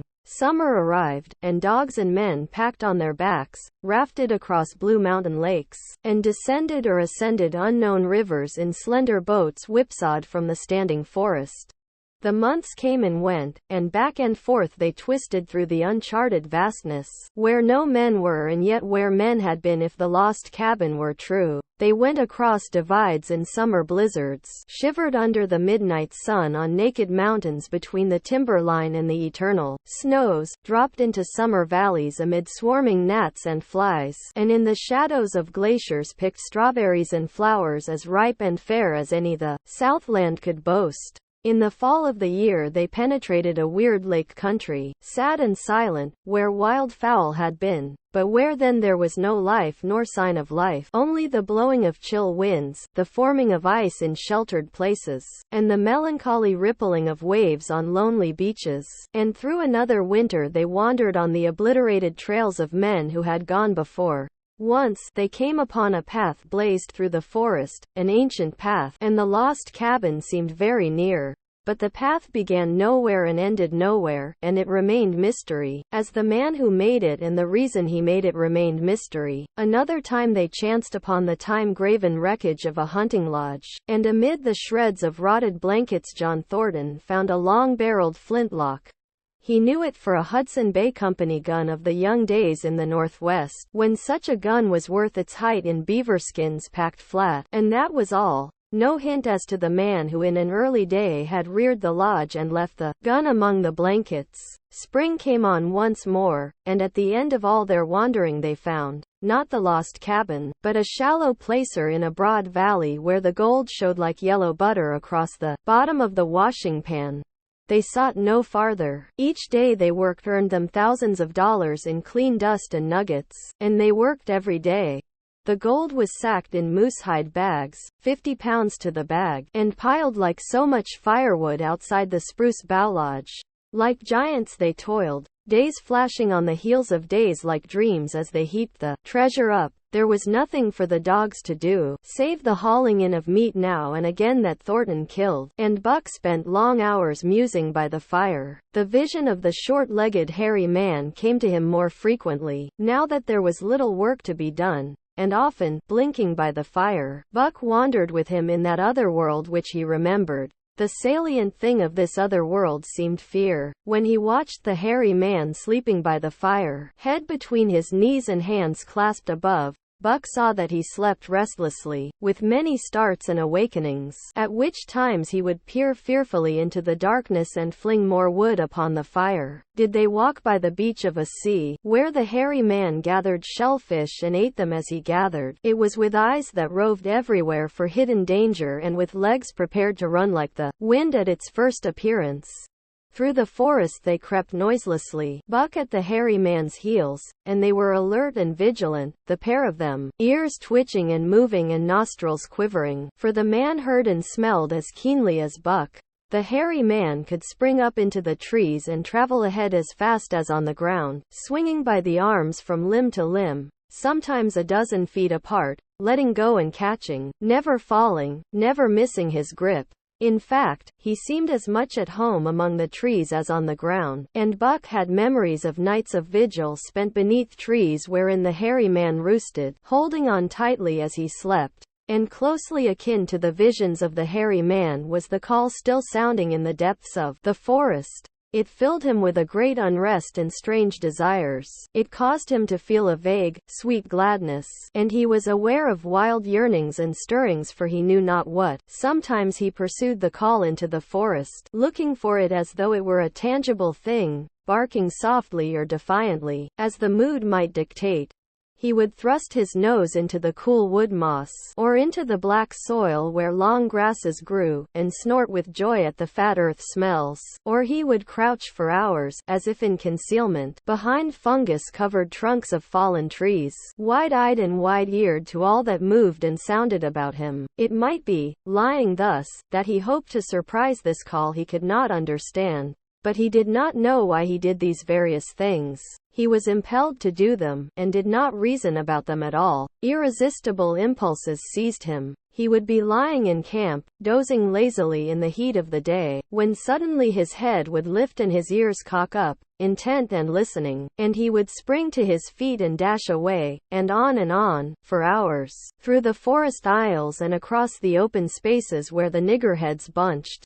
He loved to run down dry watercourses, and to creep and spy upon the bird life in the woods. For a day at a time he would lie in the underbrush where he could watch the partridges drumming, and strutting up and down. But especially he loved to run in the dim twilight of the summer midnights, listening to the subdued and sleepy murmurs of the forest, reading signs and sounds as man may read a book, and seeking for the mysterious something that called, waking or sleeping, at all times, for him to come. One night he sprang from sleep with a start, eager-eyed, nostrils quivering and scenting, his mane bristling in recurrent waves. From the forest came the call, or one note of it, for the call was many-noted, distinct and definite as never before, a long-drawn howl, like, yet unlike, any noise made by husky dog. And he knew it, in the old familiar way, as a sound heard before. He sprang through the sleeping camp and in swift silence dashed through the woods.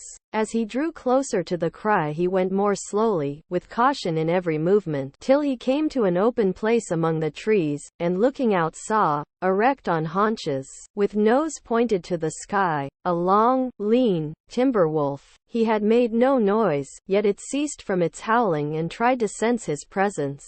Buck stalked into the open, half crouching, body gathered compactly together, tail straight and stiff, feet falling with unwanted care, every movement advertised commingled threatening and overture of friendliness. It was the menacing truce that marks the meeting of wild beasts that prey. But the wolf fled at sight of him.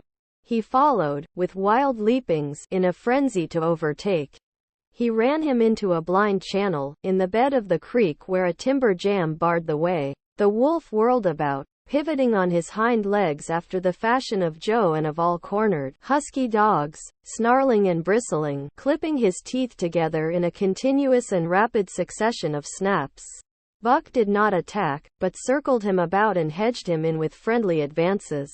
The wolf was suspicious and afraid, for Buck made 3 of him in weight, while his head barely reached Buck's shoulder. Watching his chance, he darted away, and the chase was resumed. Time and again he was cornered, and the thing repeated, though he was in poor condition, or Buck could not so easily have overtaken him. He would run till Buck's head was even with his flank, when he would whirl around at bay, only to dash away again at the first opportunity. But in the end Buck's pertinacity was rewarded, for the wolf, finding that no harm was intended, finally sniffed noses with him. Then they became friendly, and played about in the nervous, half-coy way with which fierce beasts belie their fierceness.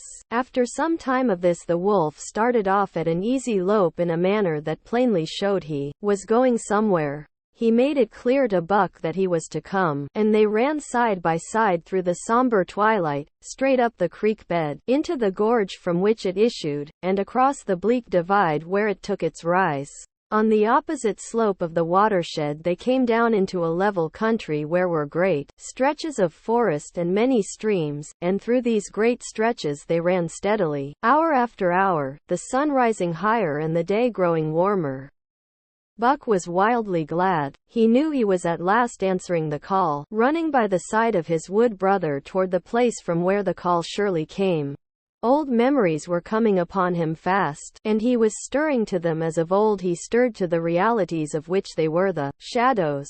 He had done this thing before, somewhere in that other and dimly remembered world, and he was doing it again, now, running free in the open, the unpacked earth underfoot, the wide sky overhead. They stopped by a running stream to drink, and, stopping, Buck remembered John Thornton. He sat down. The wolf started on toward the place from where the call surely came, then returned to him, sniffing noses and making actions as though to encourage him. But Buck turned about and started slowly on the back track. For the better part of an hour the wild brother ran by his side, whining softly. Then he sat down, pointed his nose upward, and howled. It was a mournful howl, and as Buck held steadily on his way he heard it grow faint and fainter, until it was lost in the distance. John Thornton was eating dinner when Buck dashed into camp and sprang upon him in a frenzy of affection, overturning him, scrambling upon him, licking his face, biting his hand, playing the general tomfool, as John Thornton characterized it, the while he shook Buck back and forth and cursed him lovingly. For 2 days and nights Buck never left camp, never let Thornton out of his sight. He followed him about at his work, watched him while he ate, saw him into his blankets at night and out of them in the morning. But after 2 days the call in the forest began to sound more imperiously than ever. Buck's restlessness came back on him, and he was haunted by recollections of the wild brother, and of the smiling land beyond the divide and the run side by side through the wide forest stretches. Once again he took to wandering in the woods, but the wild brother came no more, and though he listened through long vigils, the mournful howl was never raised. He began to sleep out at night, staying away from camp for days at a time, and once he crossed the divide at the head of the creek and went down into the land of timber and streams. There he wandered for a week, seeking vainly for fresh sign of the wild brother, killing his meat as he traveled and traveling with the long, easy lope that seems never to tire. He fished for salmon in a broad stream that emptied somewhere into the sea, and by this stream he killed a large black bear, blinded by the mosquitoes while likewise fishing, and raging through the forest helpless and terrible. Even so, it was a hard fight, and it aroused the last latent remnants of Buck's ferocity. And 2 days later, when he returned to his kill and found a dozen wolverines quarreling over the spoil, he scattered them like chaff, and those that fled left 2 behind who would quarrel no more. The blood longing became stronger than ever before. He was a killer, a thing that preyed, living on the things that lived, unaided, alone, by virtue of his own strength and prowess, surviving triumphantly in a hostile environment where only the strong survived. Because of all this he became possessed of a great pride in himself, which communicated itself like a contagion to his physical being. It advertised itself in all his movements, was apparent in the play of every muscle, spoke plainly as speech in the way he carried himself, and made his glorious furry coat if anything more glorious. But for the stray brown on his muzzle and above his eyes, and for the splash of white hair that ran midmost down his chest, he might well have been mistaken for a gigantic wolf, larger than the largest of the breed. From his Saint Bernard father he had inherited size and weight, but it was his shepherd mother who had given shape to that size and weight. His muzzle was the long wolf muzzle, save that was larger than the muzzle of any wolf, and his head, somewhat broader, was the wolf head on a massive scale. His cunning was wolf cunning, and wild cunning. His intelligence, shepherd intelligence and Saint Bernard intelligence, and all this, plus an experience gained in the fiercest of schools, made him as formidable a creature as any that intelligence roamed the wild. A carnivorous animal living on a straight meat diet, he was in full flower, at the high tide of his life, overspilling with vigor and virility. When Thornton passed a caressing hand along his back, a snapping and crackling followed the hand, each hair discharging its pent magnetism at the contact. Every part, brain and body, nerve tissue and fiber, was keyed to the most exquisite pitch, and between all the parts there was a perfect equilibrium or adjustment. To sights and sounds and events which required action, he responded with lightning-like rapidity. Quickly as a husky dog could leap to defend from attack or to attack, he could leap twice as quickly. He saw the movement, or heard sound, and responded in less time than another dog required to compass the mere seeing or hearing. He perceived and determined and responded in the same instant. In point of fact, the three actions of perceiving, determining, and responding were sequential, but so infinitesimal were the intervals of time between them that they appeared simultaneous. His muscles were surcharged with vitality, and snapped into place sharply, like steel springs. Life streamed through him in splendid flood, glad and rampant, until it seemed that it would burst him asunder in sheer ecstasy and pour forth generously over the world. "Never was there such a dog," said John Thornton one day, as the partners watched Buck marching out of camp. "When he was made, the mold was broke," said Pete. "Py Jingo. I tink so mineself," Hans affirmed. They saw him marching out of camp, but they did not see the instant and terrible transformation which took place as soon as he was within the secrecy of the forest. He no longer marched. At once he became a thing of the wild, stealing along softly, cat-footed, a passing shadow that appeared and disappeared among the shadows. He knew how to take advantage of every cover, to crawl on his belly like a snake, and like a snake to leap and strike. He could take a ptarmigan from its nest, kill a rabbit as it slept, and snap in mid-air the little chipmunks fleeing a second too late for the trees. Fish, in open pools, were not too quick for him, nor were beaver, mending their dams, too wary.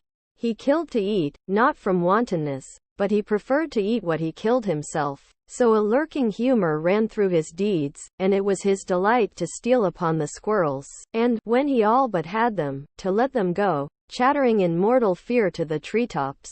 As the fall of the year came on, the moose appeared in greater abundance, moving slowly down to meet the winter in the lower and less rigorous valleys. Buck had already dragged down a stray part-grown calf, but he wished strongly for larger and more formidable quarry, and he came upon it one day on the divide at the head of the creek. A band of 20 moose had crossed over from the land of streams and timber, and chief among them was a great bull. He was in a savage temper, and, standing over 6 feet from the ground, was as formidable an antagonist as even Buck could desire. Back and forth the bull tossed his great palmated antlers, branching to 14 points and embracing 7 feet within the tips. His small eyes burned with a vicious and bitter light, while he roared with fury at sight of Buck. From the bull's side, just forward of the flank, protruded a feathered arrow end, which accounted for his savageness. Guided by that instinct which came from the old hunting days of the primordial world, Buck proceeded to cut the bull out from the herd. It was no slight task. He would bark and dance about in front of the bull, just out of reach of the great antlers and of the terrible splay hoofs which could have stamped his life out with a single blow. Unable to turn his back on the fanged danger and go on, the bull would be driven into paroxysms of rage. At such moments he charged Buck, who retreated craftily, luring him on by a simulated inability to escape. But when he was thus separated from his fellows, 2 or 3 of the younger bulls would charge back upon Buck and enable the wounded bull to rejoin the herd. There is a patience of the wild, dogged, tireless, persistent as life itself, that holds motionless for endless hours the spider in its web, the snake in its coils, the panther in its ambuscade. This patience belongs peculiarly to life when it hunts its living food, and it belonged to Buck as he clung to the flank of the herd, retarding its march, irritating the young bulls, worrying the cows with their half-grown calves, and driving the wounded bull mad with helpless rage. For half a day this continued. Buck multiplied himself, attacking from all sides, enveloping the herd in a whirlwind of menace, cutting out his victim as fast as it could rejoin its mates, wearing out the patience of creatures preyed upon, which is a lesser patience than that of creatures preying. As the day wore along and the sun dropped to its bed in the northwest, the darkness had come. Back and the fall nights were 6 hours long. The young bulls retraced their steps more and more reluctantly to the aid of their beset leader. The downcoming winter was harrying them on to the lower levels, and it seemed they could never shake off this tireless creature that held them back. Besides, it was not the life of the herd, or of the young bulls, that was threatened.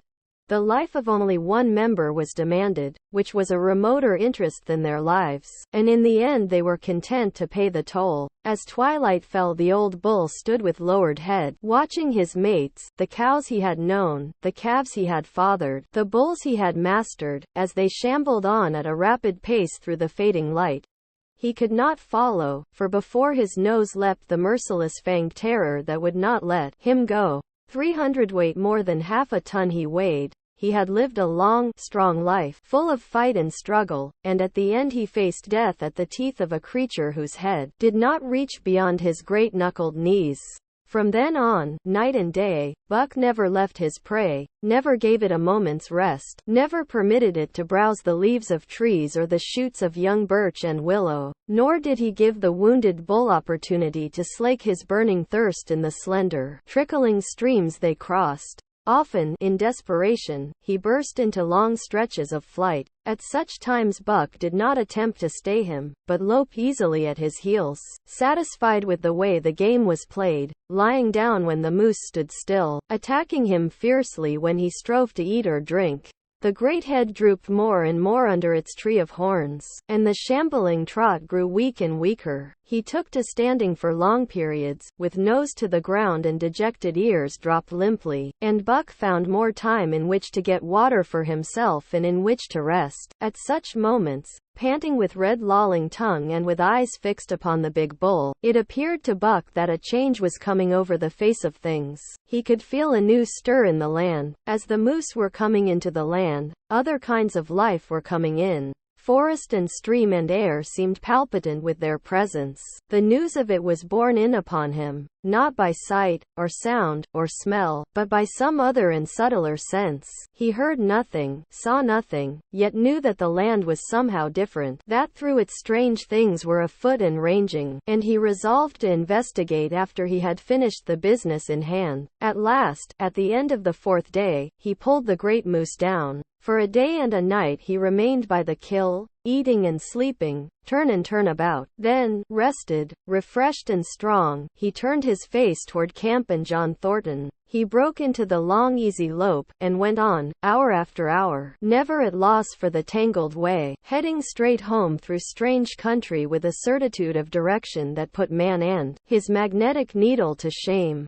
As he held on he became more and more conscious of the new stir in the land. There was life abroad in it different from the life which had been there throughout the summer. No longer was this fact borne in upon him in some subtle, mysterious way. The birds talked of it, the squirrels chattered about it, the very breeze whispered of it.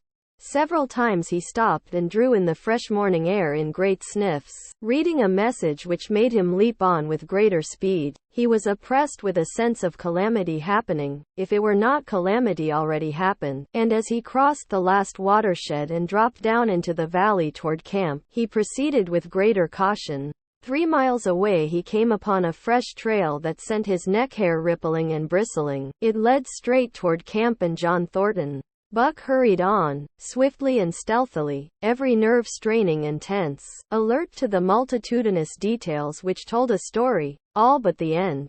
His nose gave him a varying description of the passage of the life on the heels of which he was traveling. He remarked the pregnant silence of the forest. The bird life had flitted, the squirrels were in hiding. One only he saw, a sleek gray fellow, flattened against a gray dead limb so that he seemed a part of it, a woody excrescence upon the wood itself. As Buck slid along with the obscureness of a gliding shadow, his nose was jerked suddenly to the side as though a positive force had gripped and pulled it. He followed the new scent into a thicket and found Nig. He was lying on his side, dead where he had dragged himself, an arrow protruding, head and feathers, from either side of his body. 100 yards farther on, Buck came upon one of the sled dogs Thornton had bought in Dawson. This dog was thrashing about in a death struggle, directly on the trail, and Buck passed around him without stopping. From the camp came the faint sound of many voices, rising and falling in a sing-song chant. Bellying forward to the edge of the clearing, he found Hans, lying on his face, feathered with arrows like a porcupine. At the same instant Buck peered out where the spruce bough lodge had been and saw what made his hair leap straight up on his neck and shoulders. A gust of overpowering rage swept over him. He did not know that he growled, but he growled aloud with a terrible ferocity. For the last time in his life he allowed passion to usurp cunning and reason, and it was because of his great love for John Thornton that he lost his head. The Yehats were dancing about the wreckage of the Spruce Bough Lodge when they heard a fearful roaring and saw rushing upon them an animal the like of which they had never seen before. It was Buck, a live hurricane of fury, hurling himself upon them in a frenzy to destroy. He sprang at the foremost man, it was the chief of the Yehats, ripping the throat wide open till the rent jugular spouted a fountain of blood. He did not pause to worry the victim, but ripped in passing, with the next bound tearing wide the throat of a second man. There was no withstanding him. He plunged about in their very midst, tearing, rending, destroying, in constant and terrific motion which defied the arrows they discharged at him. In fact, so inconceivably rapid were his movements, and so closely were the Indians tangled together, that they shot one another with the arrows, and one young hunter, hurling a spear at Buck in mid-air, drove it through the chest of another hunter with such force that the point broke through the skin of the back and stood out beyond. Then a panic seized the Yehats, and they fled in terror to the woods, proclaiming as they fled the advent of the evil spirit. And truly Buck was the fiend incarnate, raging at their heels and dragging them down like deer as they raced through the trees. It was a fateful day for the Yehats. They scattered far and wide over the country, and it was not till a week later that the last of the survivors gathered together in a lower valley and counted their losses. As for Buck, wearying of the pursuit, he returned to the desolated camp. He found Pete where he had been killed in his blankets in the first moment of surprise. Thornton's desperate struggle was fresh written on the earth, and Buck scented every detail of it down to the edge of a deep pool. By the edge, head and 4 feet in the water, lay Skeet, faithful to the last. The pool itself, muddy and discolored from the sluice boxes, effectually hid what it contained, and it contained John Thornton. For Buck followed his trace into the water, from which no trace led away. All day Buck brooded by the pool or roamed restlessly about the camp. Death, as a cessation of movement, as a passing out and away from the lives of the living. He knew, and he knew John Thornton was dead. It left a great void in him, somewhat akin to hunger, but a void which ached, and which food could not fill. At times, when he paused to contemplate the carcasses of the Yehats, he forgot the pain of it, and at such times he was aware of a great pride in himself, a pride greater than any he had yet experienced. He had killed man, the noblest game of all, and he had killed in the face of the law of club and fang. He sniffed the bodies curiously. They had died so easily. It was harder to kill a husky dog than them. They were no match at all, were it not for their arrows and spears and clubs. Thenceforward he would be unafraid of them except when they bore in their hands their arrows, spears, and clubs. Night came on, and a full moon rose high over the trees into the sky, lighting the land till it lay bathed in ghostly day. And with the coming of the night, brooding and mourning by the pool, Buck became alive to a stirring of the new life in the forest other than that which the Yehats had made. He stood up, listening and scenting. From far away drifted a faint, sharp yelp, followed by a chorus of similar sharp yelps. As the moments passed, the yelps grew closer and louder. Again Buck knew them as things heard in that other world which persisted in his memory. He walked to the center of the open space and listened. It was the call, the many-noted call, sounding more luringly and compellingly than ever before. And as never before, he was ready to obey. John Thornton was dead. The last tie was broken. Man and the claims of man no longer bound him.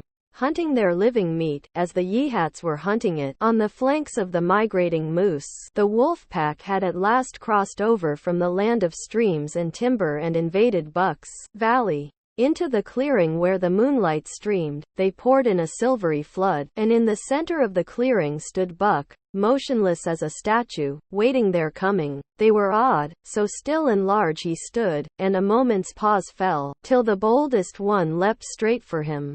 Like a flash Buck struck, breaking the neck. Then he stood, without movement, as before, the stricken wolf rolling in agony behind him. 3 others tried it in sharp succession, and one after the other they drew back, streaming blood from slashed throats or shoulders. This was sufficient to fling the whole pack forward, pell-mell, crowded together, blocked and confused by its eagerness to pull down the prey. Buck's marvelous quickness and agility stood him in good stead. Pivoting on his hind legs, and snapping and gashing, he was everywhere at once, presenting a front which was apparently unbroken, so swiftly did he whirl and guard from side to side. But to prevent them from getting behind him, he was forced back, down past the pool and into the creek bed, till he brought up against a high gravel bank.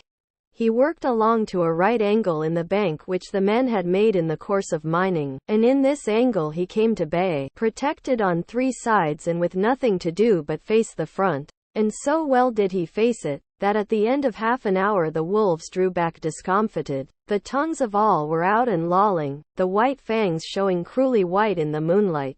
Some were lying down with heads raised and ears pricked forward. Others stood on their feet, watching him, and still others were lapping water from the pool. One wolf, long and lean and gray, advanced cautiously, in a friendly manner, and Buck recognized the wild brother with whom he had run for a night and a day. He was whining softly, and, as Buck whined, they touched noses. Then an old wolf, gaunt and battle-scarred, came forward.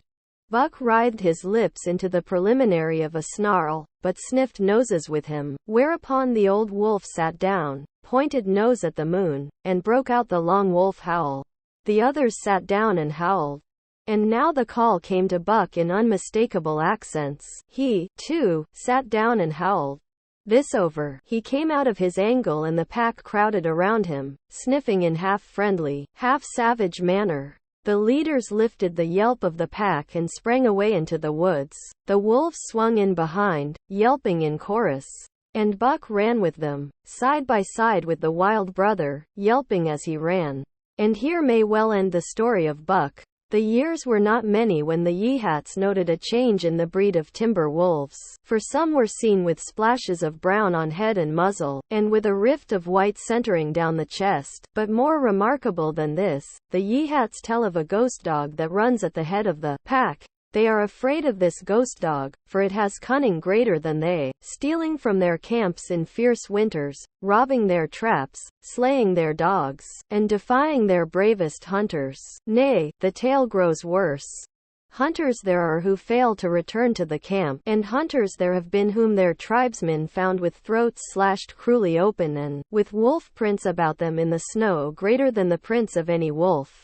Each fall, when the Yehats follow the movement of the moose, there is a certain valley which they never enter, and women there are who become sad when the word goes over the fire of how the evil spirit came to select that valley for an abiding place. In the summers there is one visitor, however, to that valley, of which the Yehats do not know. It is a great, gloriously coated wolf, like, and yet unlike, all other wolves. He crosses alone from the smiling timberland and comes down into an open space among the trees.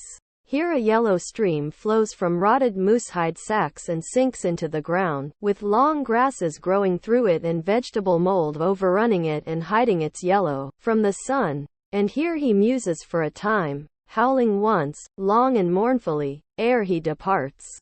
But he is not always alone.